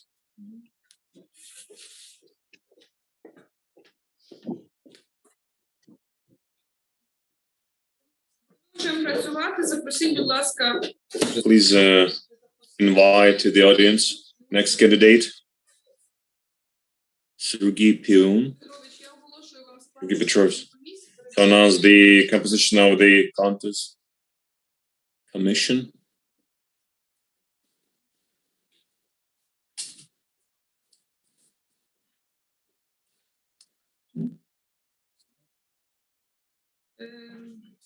Конкурсної комісії на засіданні. The selection board consists of Mr. Romaniuk, Andrei, Irina Koval, Roman Kulbida, Dragul Kos. The members of the selection board, are there any self-recursal? Do you have any recursals according to Sergey Petrovich, born in May 25, 29 to 1970? No criminal history, no administrative history regarding the corruption. Finished the Gomel National University. Specialty was employed as Працювали з 97 по 98 рік прокуратура залізничного району міста. Прокуратура залізничного району.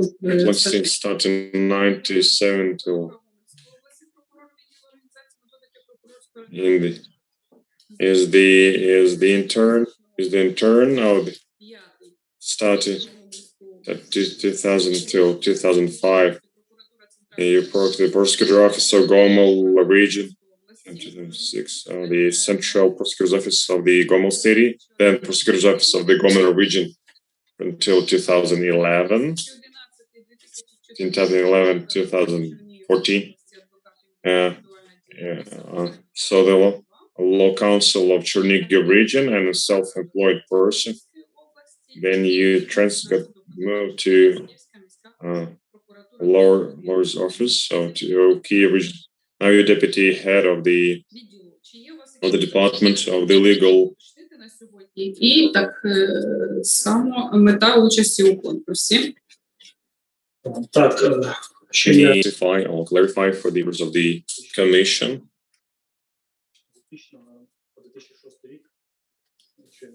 From 2000 till 2006, I worked as the instructor of the legal science in the Gomel National University. I delivered lectures, seminars. So I was working both with the daytime and part-time students. So the purpose of participation in this contest. No, I have two children, and the difference in age is 11 years. So when I was a prosecutor, and my sons told everybody, my sons was proud of me, told everybody that his dad is the prosecutor. In 2006. And then when I passed the contest in Biki, and my son went to the first form in the Ukrainian school, he said, and his name is Elijah, and so, but people, children in his class, were laughing at him and said all the prosecutors in Ukraine are corrupt. So I just want to prove my son and that the prosecutor's office can be integral. That people in the prosecutors' Ukraine should be regarded as integral persons and honest persons, and this profession should be honored and valued. I've been working for 15 years as a prosecutor, and out of 11 years of them, I was working at managerial positions. I was a lawyer. I worked as a lawyer,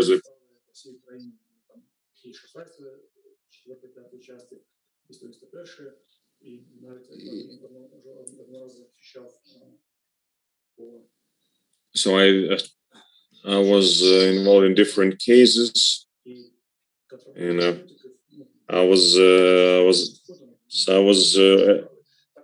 lawyer in different cases, starting from counterfeiting and smuggling of products to. Although back some time ago I was the deputy prosecutor, my management believed that I was worth to become one of the leader to occupy leadership position, and I believe that participating in this contest. So my participation in the contest and will help to strengthen the institutional capacity and professional capacity of the SAPO. I can explain why I decided to run for the chairman or head of the SAPO. I think SAPO should be a leading institution, and the best way to. I think I decided to become first the deputy head of the SAPO because without knowing the business from inside, it's very difficult to perform the functions very well. So first, I decided to submit application for the position of the deputy head of the SAPO. Instead of running for the head of the SAPO. This is it. Thank you for explanation, Sir Petrovich. I have one question as the chairman. This question will inevitably be asked during this interview. In your file says that you've been working 2011 in the prosecutor's office of Gomel Oblast in charge of the juvenile justice, and it was in mass media we had information that we have some that have dual citizenship in Ukraine. So based on the order of this prosecutor's office of Gomel region, dated 2011, you were resigned. You resigned from this position due to the incompliance with the laws of Republic of Belarus. At the same time, you received the positive characteristics from your place of occupation. So please explain the situation, because you've been working in the prosecutor's office of the country, and we ask many questions to you, whether іншої держави. whether the candidates are members of the or І чи ви дійсно не є provide information to special intelligence forces of other countries. So we would like to specify that, but your information has information that back in 2011 you lost your citizenship, your Belarusian citizenship. So please explain it. How could you work in Ukraine and Республіки Білорусь, і ви, я так розумію, мали how did you manage to work since you have the residence permit in Ukraine? And I would like to know how you become the citizen of Ukraine. So we'd like to have answer both for members of the commission and the representatives of the civil society organizations. Since I'm ethnically Ukrainian, my father, my mom and dad were born in Ukraine. So I believe.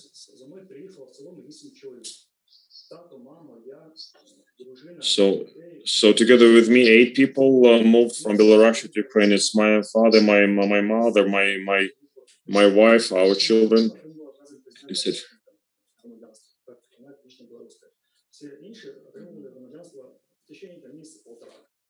So all the other members of my family received citizenship within several months from the time of relocation to Ukraine.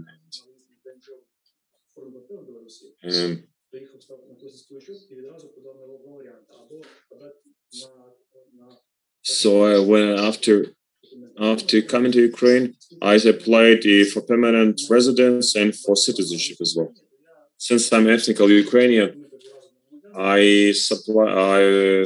submit documents to gain the Ukrainian citizenship based on the fact. After that, my sister and my niece applied for Ukrainian citizenship. In 2018 and 1911, all of them received the Ukrainian citizenship.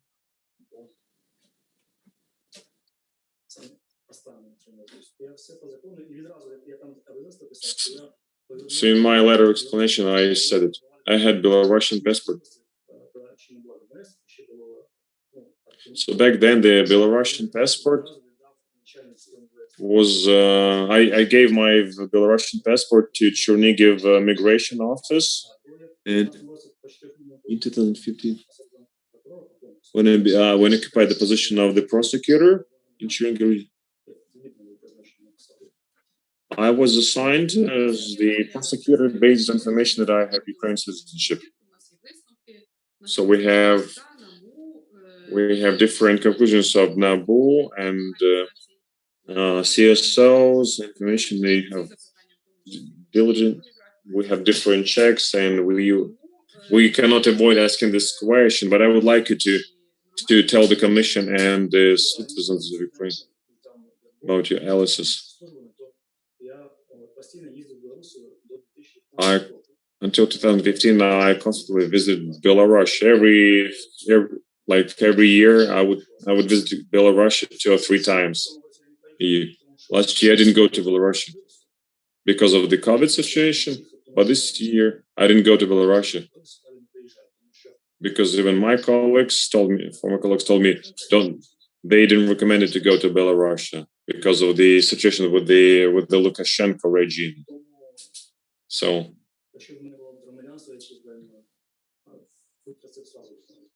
if I had any dual citizenship issue, you would learn about it immediately. So I have only Ukrainian citizenship. So you pledged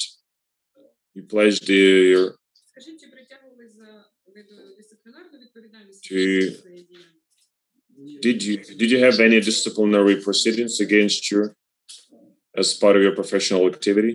No, I haven't been subjected to any disciplinary proceedings whatsoever in the past.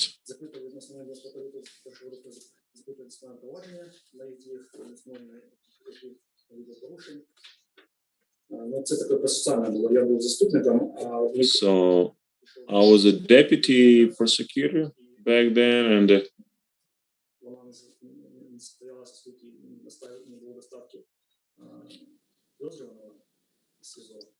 So there was at the same time we were responsible for transporting the suspect from the detention center to the court, but then it was found out that this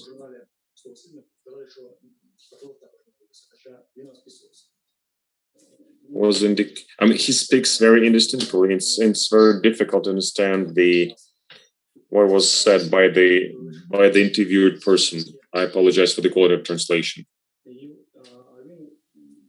So the suspect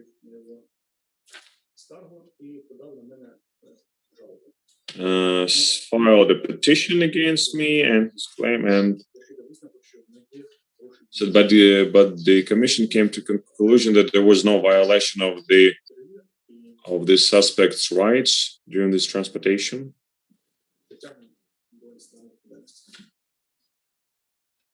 So I was exempt from any sort of disciplinary proceedings. Are there any questions from my colleagues or members of the commission?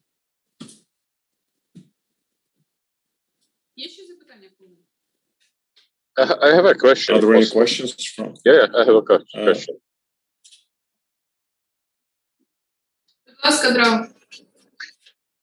Oh, thank you. In 2018, when there was an official investigation in the Kyiv local prosecutor's office for let's say, the referrals to the court, the commission which conducted the official investigation decided that you will bear some financial responsibility for that. Were you the only one financially sanctioned, or there were other prosecutors too? And why did they sanction you?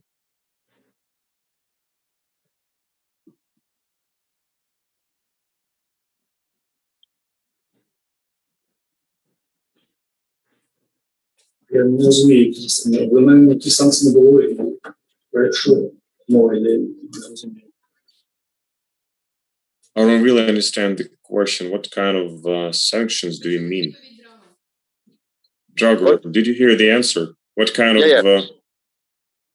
what do you really mean? According to the information which we have in our papers, it is said that in 2018, there was an official investigation conducted in the Kyiv local prosecutor's office #1. And it is said that specifically in case of Mr. Bion, the commission decided to initiate financial responsibility.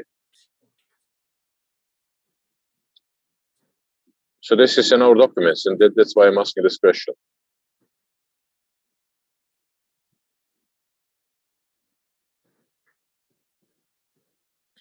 Було встановлено 44 кримінальних провадження, у яких старші групи прокурора відмітили направлення до суду. Насправді справи до суду не було. Mr. Pugin, together with the manager, so the prosecutors didn't provide the proper control of organization of the process.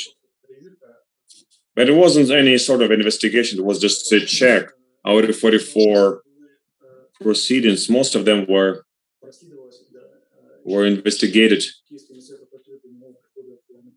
before my office.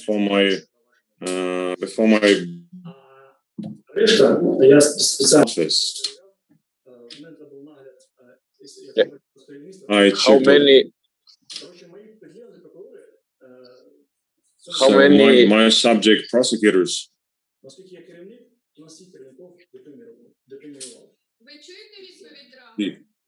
Drago, do you hear the answer of the interviewed person? Yeah, I hear the answer. No, I have some difficulties to understand it, but I can hear it. Ну, да, чути можна, але So I still don't know what was exact reason why he was found responsible.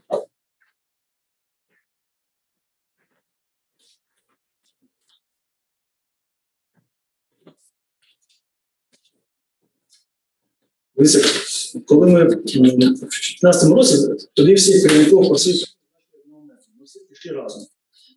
So we all together. We decided to show this problem as a team, and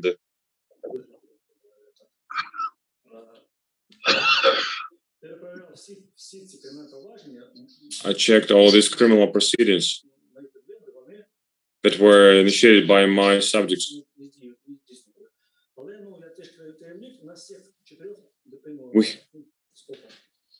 Four of the prosecutors were. There was no investigation, transaction around this case. That was just a working issue, and prosecutor.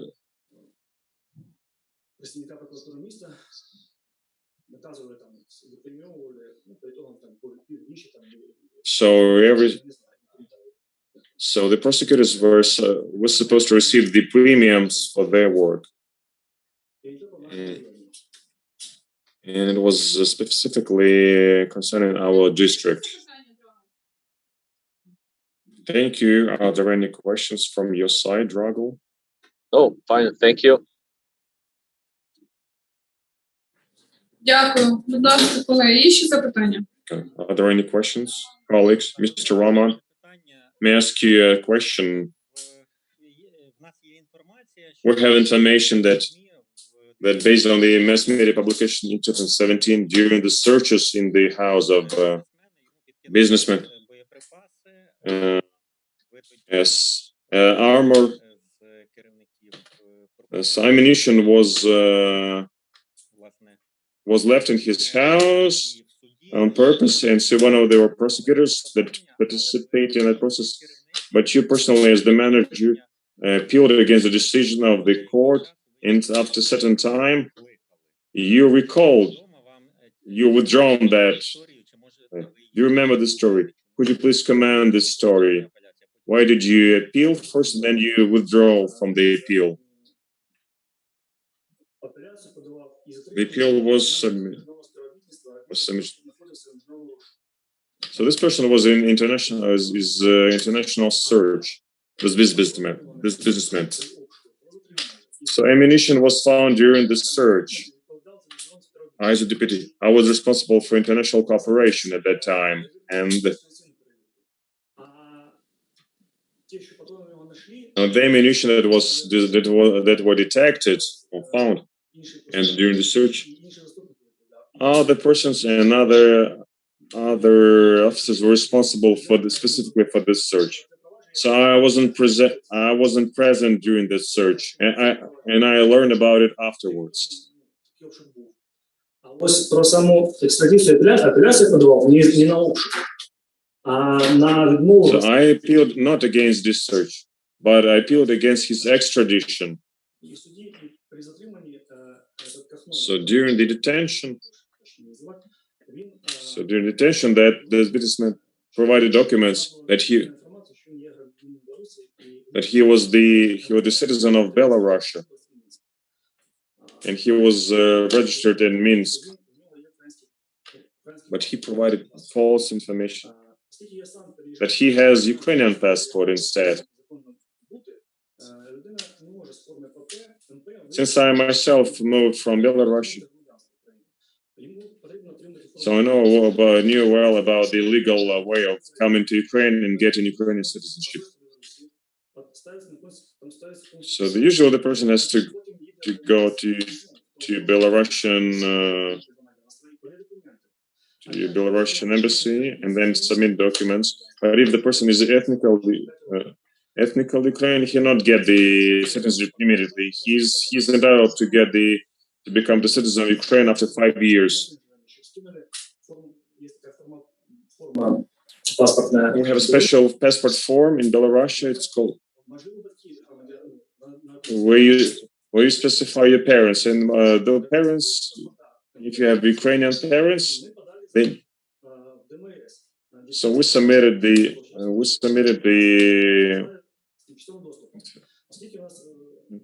we request information from a special database. And since we had limited time to get information, the head of the prosecutor's office decided whether this person has a forfeited passport or there is something wrong with the documents.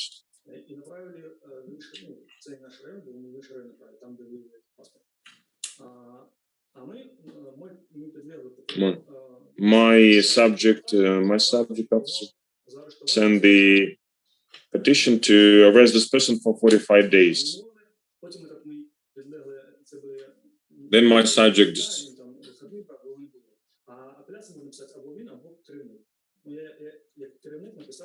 so I as a manager wrote an appeal. Then this appeal was submitted. And during the court hearing, it was found out that the subject received the Ukrainian citizenship as the refugee. So the entire procedure wasn't effective at that time. So I realized that he received his passport in a legal way, legally. So I submitted a report to my manager, and then I prepared the appeal, and I went to the court myself, and I read this statement of appeal personally in the court. And the issues of extradition are managed by regional prosecutor's office, not the municipal prosecutor's office. So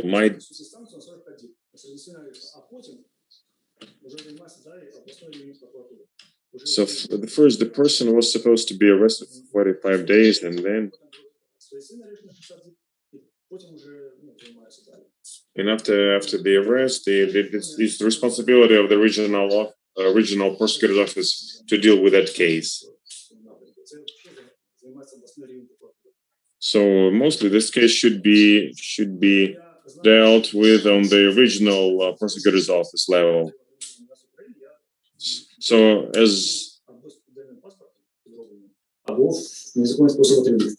at the time I knew, since I was myself from Belarus, I thought that this person had either forfeited passport or there was something wrong with his paperwork. That's why I submitted that appeal.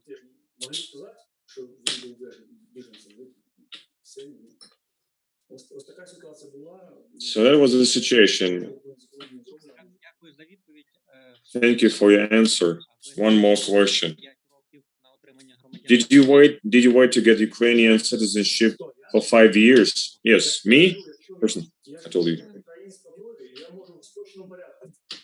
So since I was the ethnic Ukrainian, I could get Ukrainian citizenship without waiting for 5 years. But since that businessman here, the subject was a Belarusian, he was supposed to wait 5 years to get the citizenship.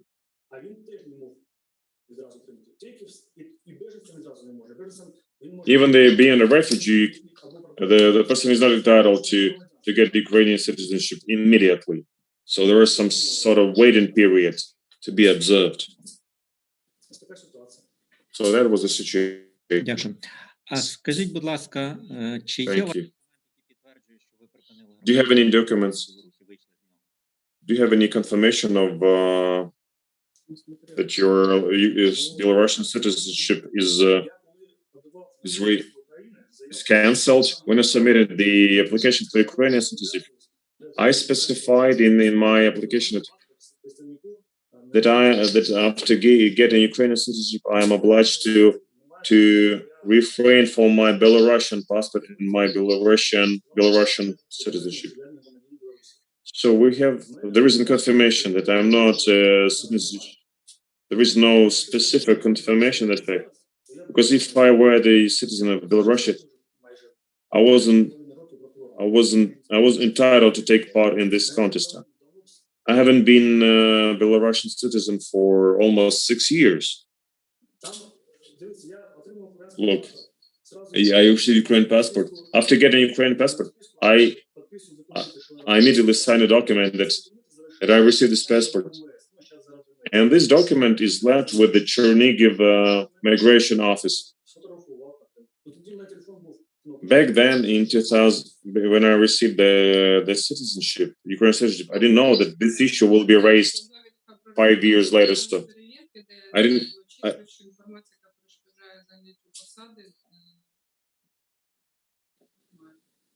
So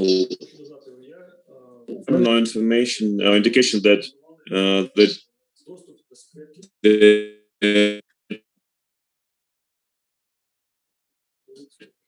prosecution. Інші запитання, друзі, колеги? Are there any additional questions from the members of the board? Вячеслав Олександрович, будь ласка. Vyacheslav?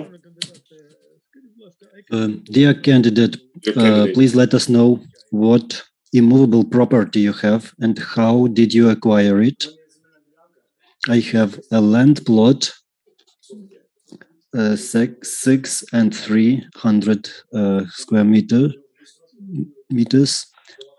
I have been building a private house. How did you acquire the land plots? My mother donated me those land plots. I have the documents. So it was a gift from your mother. That's clear. Немає більше запитань? Katerina Koval, any other questions? Can we move on to discussion? Ми не чуємо вас. Roman Kuibida. I have a question.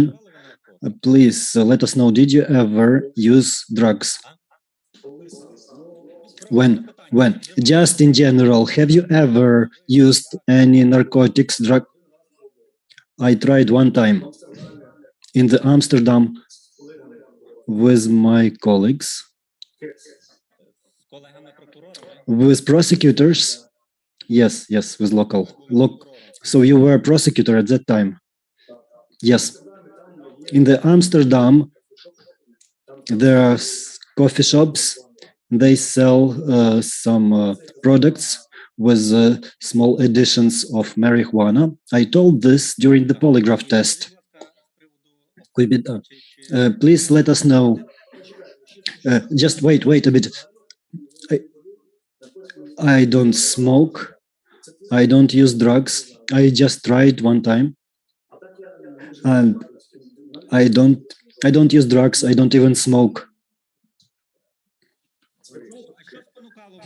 Kuibida, why did you want to try drugs when you were a prosecutor and you decided to do this? This was like a pie, like a cookie with a small amount of marijuana. It is legal there, and the local prosecutors were doing it in a cafe. It wasn't heroin or cocaine. I never tried that, and my life is going on. I don't know what spurred me. Another question from Roman. Were there any cases when you did not declare your car? No, the only car I bought in 2009 in Belarus. It was registered in Belarus, and I imported it into Ukraine as my personal property, and I still have it. No other cars. In Belarus, I had another car. I sold my old car and bought a new one, and I will tell you more. For 5 years and a half, I haven't been using a car.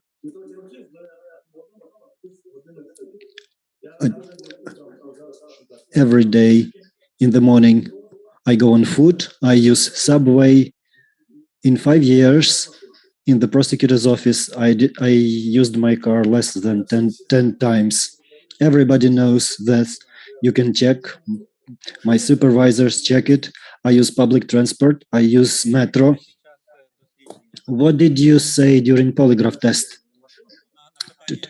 about that? Have you ever? Well, did you declare the car that you really used? No. I don't remember this. I don't know. Question: do you remember? I can tell you frankly. I walk on foot.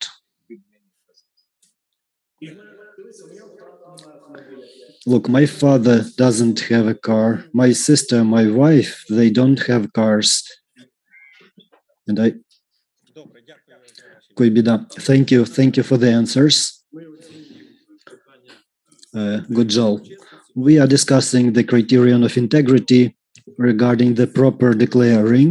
So one of the duties and responsibilities of the prosecutors, according to the internal documents, you need to file an annual declaration of integrity, and your internal security unit has to check it.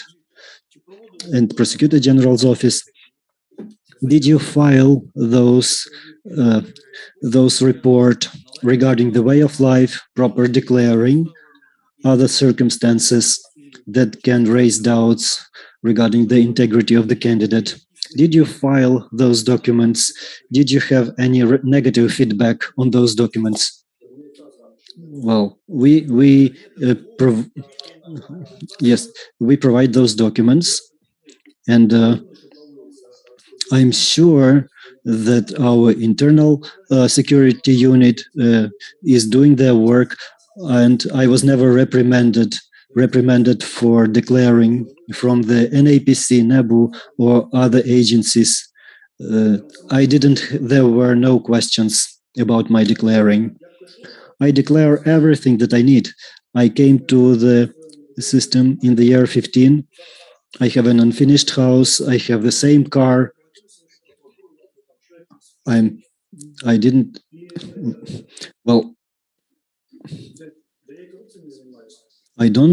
not engaged in corruption. In the Belarusian, the rules are very strict regarding the corruption. And my colleagues went to prison for a very small amount. So they were arrested, and in 1 month they went to prison.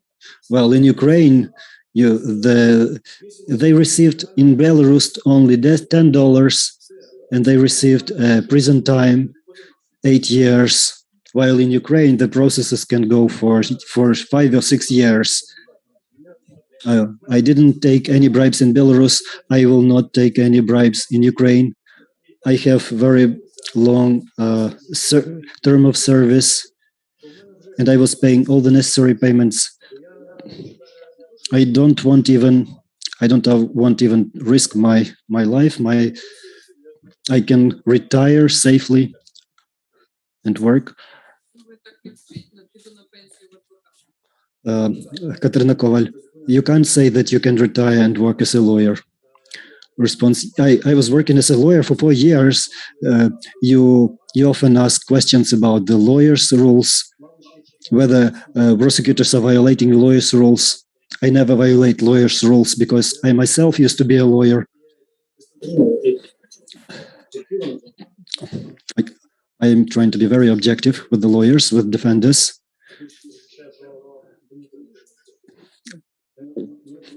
Well,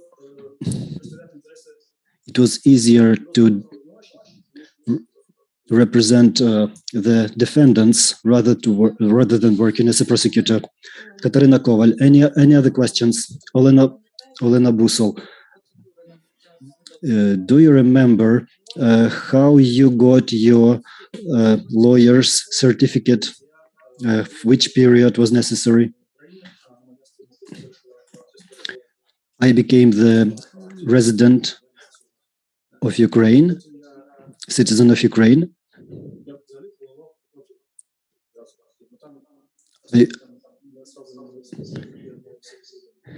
I had different plans. I was in Ukraine. My wife was in Belarus. So I decided to become a lawyer.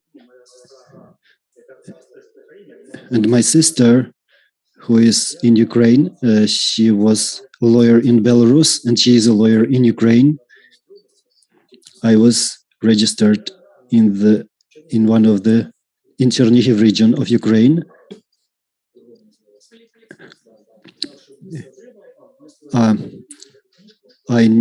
I found out how to become a lawyer. So I bought the necessary books. I was studying. I didn't have any work to do for some time, so I had sufficient time to prepare, and I passed examinations.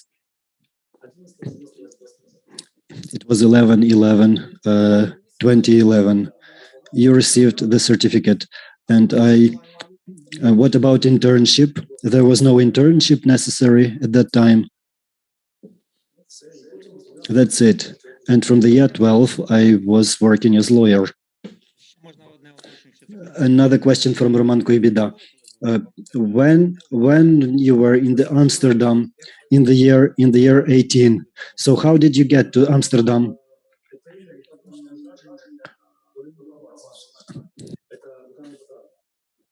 Sorry.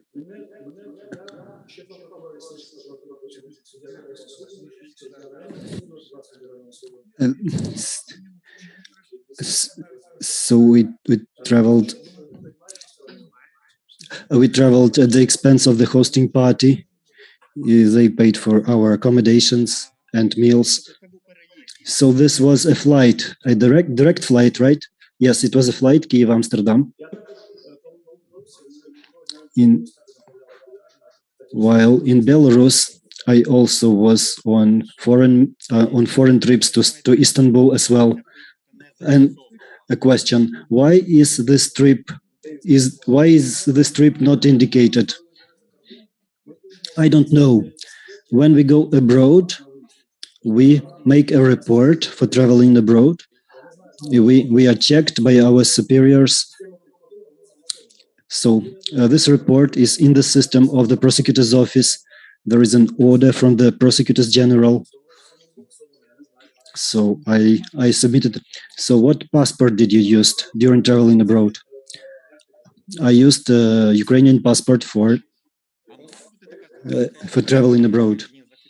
So can there be a situation when some of your trips are registered and some of them are not? How can you explain this? Well, we were on this business trip, 3 prosecutors and 3 judges. I don't know how this is possible. I have photographs on my phone. Roman Koibidas, thank you. Katerina Koval, do you want to say that NABU doesn't give us all the information? Roman, I don't want to say anything. I'm just asking questions. Katerina Koval says that yes, NABU didn't provide information about this. Any other questions, please? No question. If there are no questions, please, dear candidate, wait outside.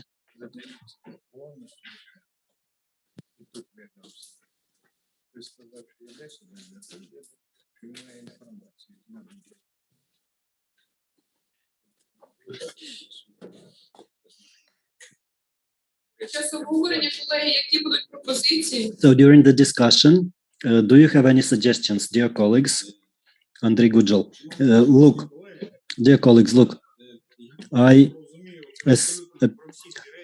understand all the things that were explained by the candidate. I personally, several times, was writing the necessary applications and traveling abroad for a prosecutor, for any candidate. If a person has access to the state secret, it is impossible to travel abroad without a preliminary permission in the relevant secret unit. So as for the questions, how he was traveling abroad, why we don't have this information about the border crossing, there can be different reasons, because we have these materials of a law enforcement agency, not from the border service. Maybe there were some circumstances in the process of preparation of the documents. I am not able to explain this. As for the candidate's explanations regarding the internal investigation and some circumstances that testify that criminal proceedings were indicated as in court in the Unified Register, while in fact they were not in court. As an officer of the prosecutor's office, I can I know the system. Well, the case is reported in the computer. The entry is made by the procedural supervisor in the unified register, and then the criminal proceeding is passed to court. And the supervisor has no influence whether the case has been transferred to court or not, because he doesn't have this power. He has only analytical information, he has some data, but the procedural manager, the senior prosecutor, is just making an entry in the unified register of criminal proceedings. This is just for information to the commission members.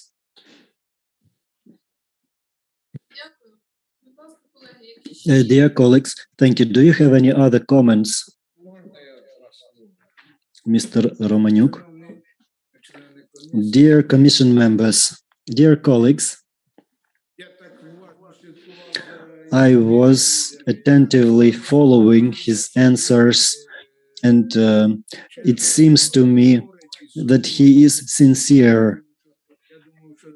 I don't have any doubts. He was so sincere and so frank that he even said some things he shouldn't have said. I don't have any distrust in this candidate, in his integrity, and so on.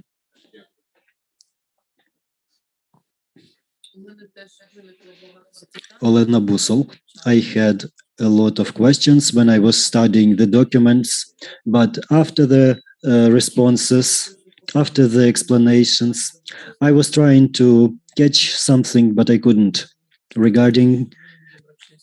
As for the integrity, I can't say that he is lacking integrity.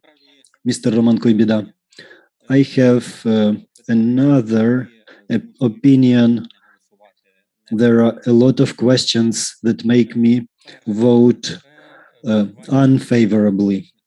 First of all, using drug substances, being on the service. I understand that this may have happened in his young years, but when a person is in this age, of course he is young, but he is mature. He is on the prosecutor's service, and then he commits an action which is illegal according to the laws of Ukraine. There is administrative and criminal responsibility for these actions. I understand that this was done in another country. Maybe Vyacheslav can tell us about the law, whether we can judge Ukrainian. But the question is not whether we should bring him to responsibility. This is a question about his attitude to the principles determined in the code. Second point that raises doubts is different answers during the polygraph test and in the candidate answers regarding declaring. So inconsistent answers. Gujal, how can we justify? Roman Kuibida, the answers are inconsistent. I'm not sure whether he was telling the truth at the polygraph test or whether he was telling the truth to us. And one more point regarding the proper declaring. According in the questionnaire, the candidate says that several times he indicated inaccurate information. Of course, he is explaining everything, but as for me, this is an undue attitude towards the responsibility to declare. Gujal, please. Kuibida, yes, you can look at the questionnaire, candidates' answers in the questionnaire regarding non-declaring or inaccurate declaring. taken together, all those things, they don't allow me to support the candidate.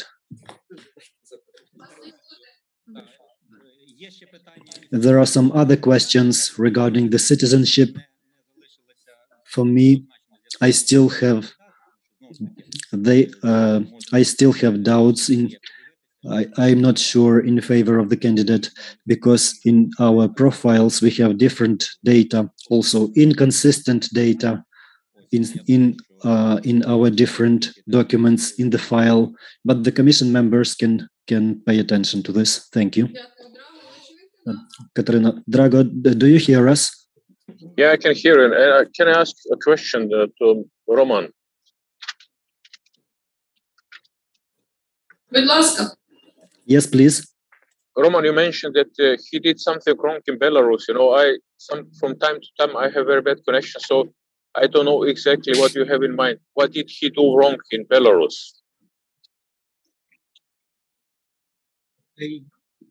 Йдеться не про Білорусь, йдеться. I'm not talking about Belarus. I'm talking about Netherlands, where he admitted that he used a drug substance in the year 18 while he was being a prosecutor in Ukraine. So he committed an action which, according to the Ukrainian legislation, is a violation. And this is not a good example of law-abiding behavior. Okay, you know, smoking a cigarette of marijuana in the Netherlands is legal. So he did not commit anything wrong in the Netherlands.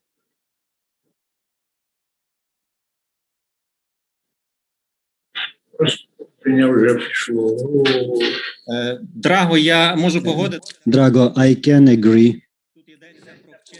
He says, so I'm talking about actions that are violations in Ukraine. And again, I'm not accusing him that he committed a violation, administrative or criminal violation. But what is the attitude of the prosecutor to the ethical standards of behavior? From the point of view of people, this behavior cannot be an example of a law-abiding behavior and proper behavior. The behavior that would affirm the authority of the prosecutor's office. Romaniuk. Dear colleagues, I'm following very carefully our discussions, but I would ask you, every one of you, to think that other members, we can see each other, other commission members. When we were talking about another candidate, there were other. So the same thing was indicated in the polygraph test of another person, but we didn't have questions about that. Well, he went to another country. He tried it in another country. Ukrainian laws are not used there. Trying drugs and using drugs, these are different things. This is different qualification. So I would ask, just don't show that you are biased. In some of the previous candidates, we have a lot of information, and we don't ask him anything. But for this candidate, you say that, yes, you tried drugs. This is the end. So please, I am begging you. I have so many years. I've seen this all. This is very, very primitive. Roman Koibida. I would like to explain. I'm talking about using drugs in different circumstances. So when a person was young and tried it, this is one thing. Trying and using and regular use, there is no difference. As when the person was has a job of the prosecutor and he does this thing, I'm not trying to give legal evaluation of those actions from the point of view of Ukrainian legislation, because this is illegal. But as for the ethical standards, well, we have a prosecutor, and he knows that according to the Ukrainian legislation, this is a violation, and then he uses this possibility because in the other country this is not illegal, and then he tries drug. This is not a good behavior for me, a law-abiding behavior for me, or conscientious behavior. I have some other questions regarding his declaring. If we compare the questions that he gave to us and that he gave in the questionnaire, those answers are inconsistent. Romaniuk, I don't agree with your explanation. He was visiting the country. I also visited different countries. For example, in France, I tried to eat frogs. From the point of view of Ukrainian etiquette, I did the wrong thing, but I was just visiting. In Israel, I was trying to eat some other things again, but I didn't commit any violations of law or corruption violations. He just tried this. Maybe somebody just offered him. A lot of things have been offered to me as well. So just, this is my opinion. And I value your opinion as well, but this was my opinion. Bogdan Vasilyevich, I'm trying to differentiate the questions of ethics and etiquette. You can eat frogs in Ukraine as well. They are served in the restaurants. So he did not violate the law. He didn't violate the etiquette of the country. I didn't talk about etiquette. I was talking about professional ethics. Katarina Koval, let us finish the discussion. Olena Busol. Roman, please be careful regarding this information. So please don't talk about the polygraph tests. Don't disclose the information of the polygraph tests. Because recently, the one person had a petition to the Prosecutor's General's Office of Ukraine because 3 members of the commission disclosed secret information. So the commission members just said that there is certain information in the documents. They didn't disclose the information as well. They didn't provide the exact information. Please don't repeat this. Don't repeat this mistake.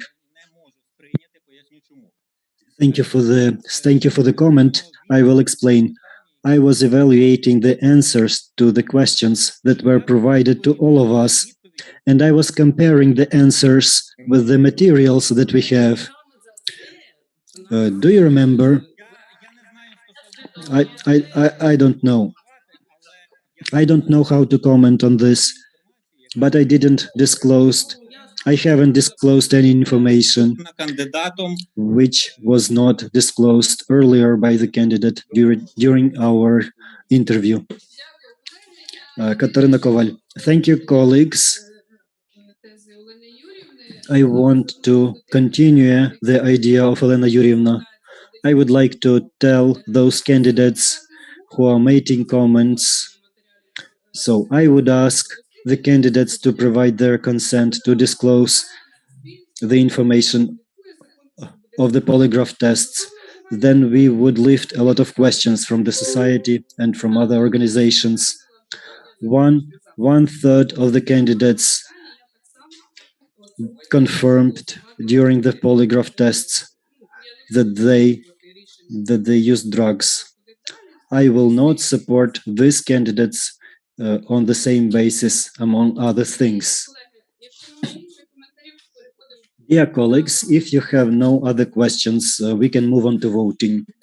Mr. Drago, Andrei Gujal, this is what I was talking about.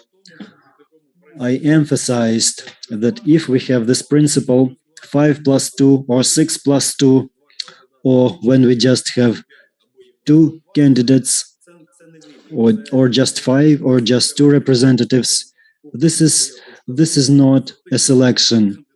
We have no alternatives. We are just stopping the candidates because one of the commission members has his or her own point of view.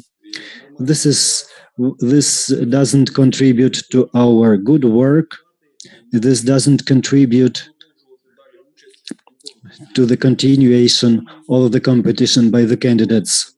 So the subjective point of view is just depriving the candidates of the possibility to be heard by all commission members. This is why we have gathered here. If we have only simple quorum, minimum quorum, and there is no other possibilities, this is not correct. So let us fulfill our obligation during the meetings.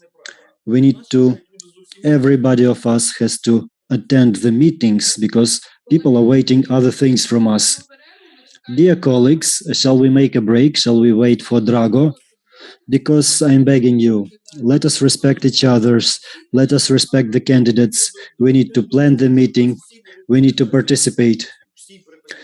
Andrei Gujal, we can declare all the candidates as lacking integrity. So it seems to me that, so for example, we have people who can work, who have experience, they have good indicators. Формальні підстави. От просто якесь просто бачення, що от може десь щось там. Some vision that some candidates. Drago, can you proceed with the voting? Can you hear us? Yeah, I can hear you. We can proceed. Дякую. Таким чином ставлю на голосування проект рішення. So let's vote on whether the candidate meets the integrity requirements and complies with the requirements of the candidates to occupy the position of the chair in the SAPO.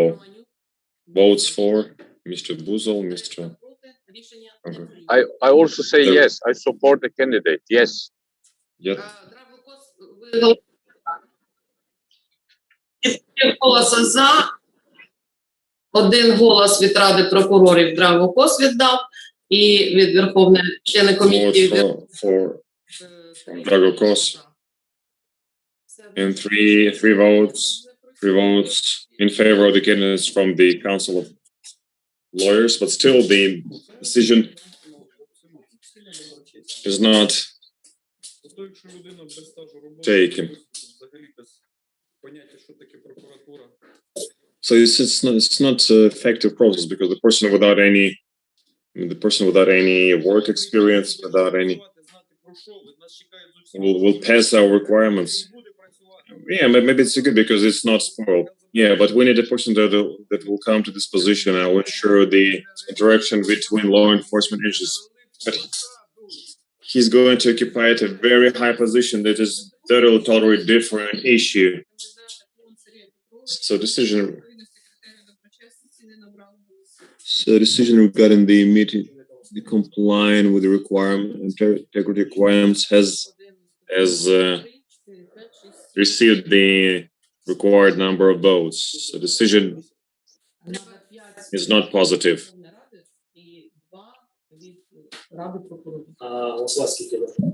How many people did vote? 7 persons voted. 4 voted. Okay. У вас 4 голоси. So you have 2 votes.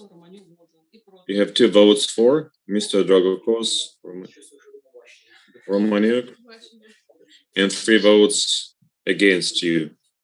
Thank you very much for the information.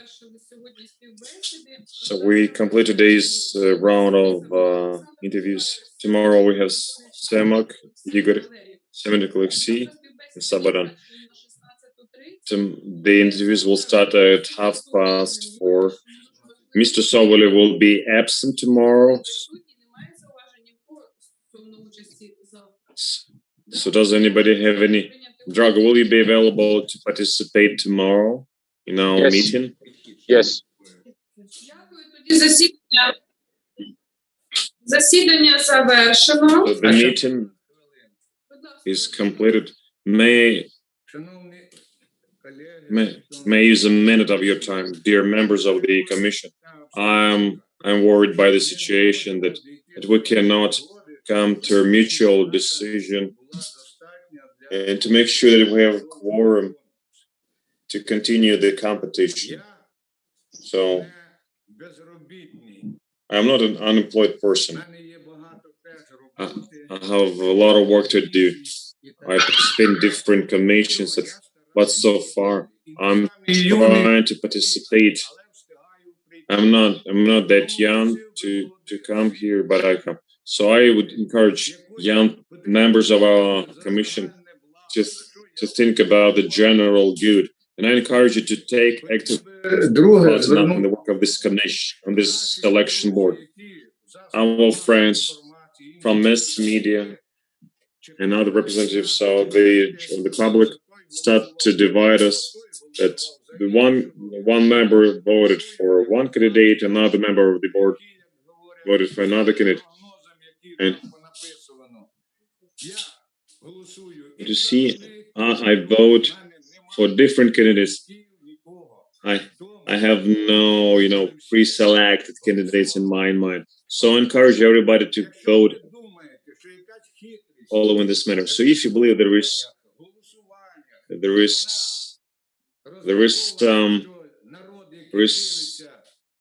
is some secret intentions in our votings present, and if you believe that people that watch the YouTube channel and our voting, they're stupid or they don't understand the situation, they totally object to that. People see the way we work, the way we vote. So please take into account what is going on. Very soon I'll have my official vacation, but I will try to be present here and vote and take active part in the work of the commission. And you see me voting for different candidates. So therefore I would like to wish you good mood, and please commit and come and participate in the work of this commission. So please make sure to take active part in the work of this commission, and that Ukraine would receive another tranche of international support.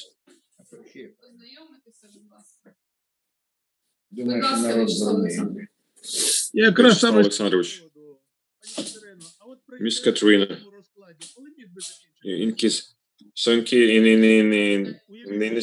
for instance, in best case scenario, when the selection process will be over, with such an approach, we'll have to announce another competition. So understand how difficult to get quorum. And I mean in ideal conditions, if we meet the schedule, how much time do we need to complete the contest? So by the end of July, we're about to finish the selection process.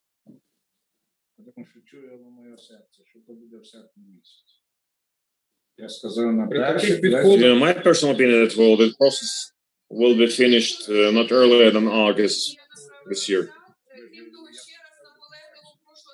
So I encourage you to read the algorithm of practical test, organization of the selection process, and preparation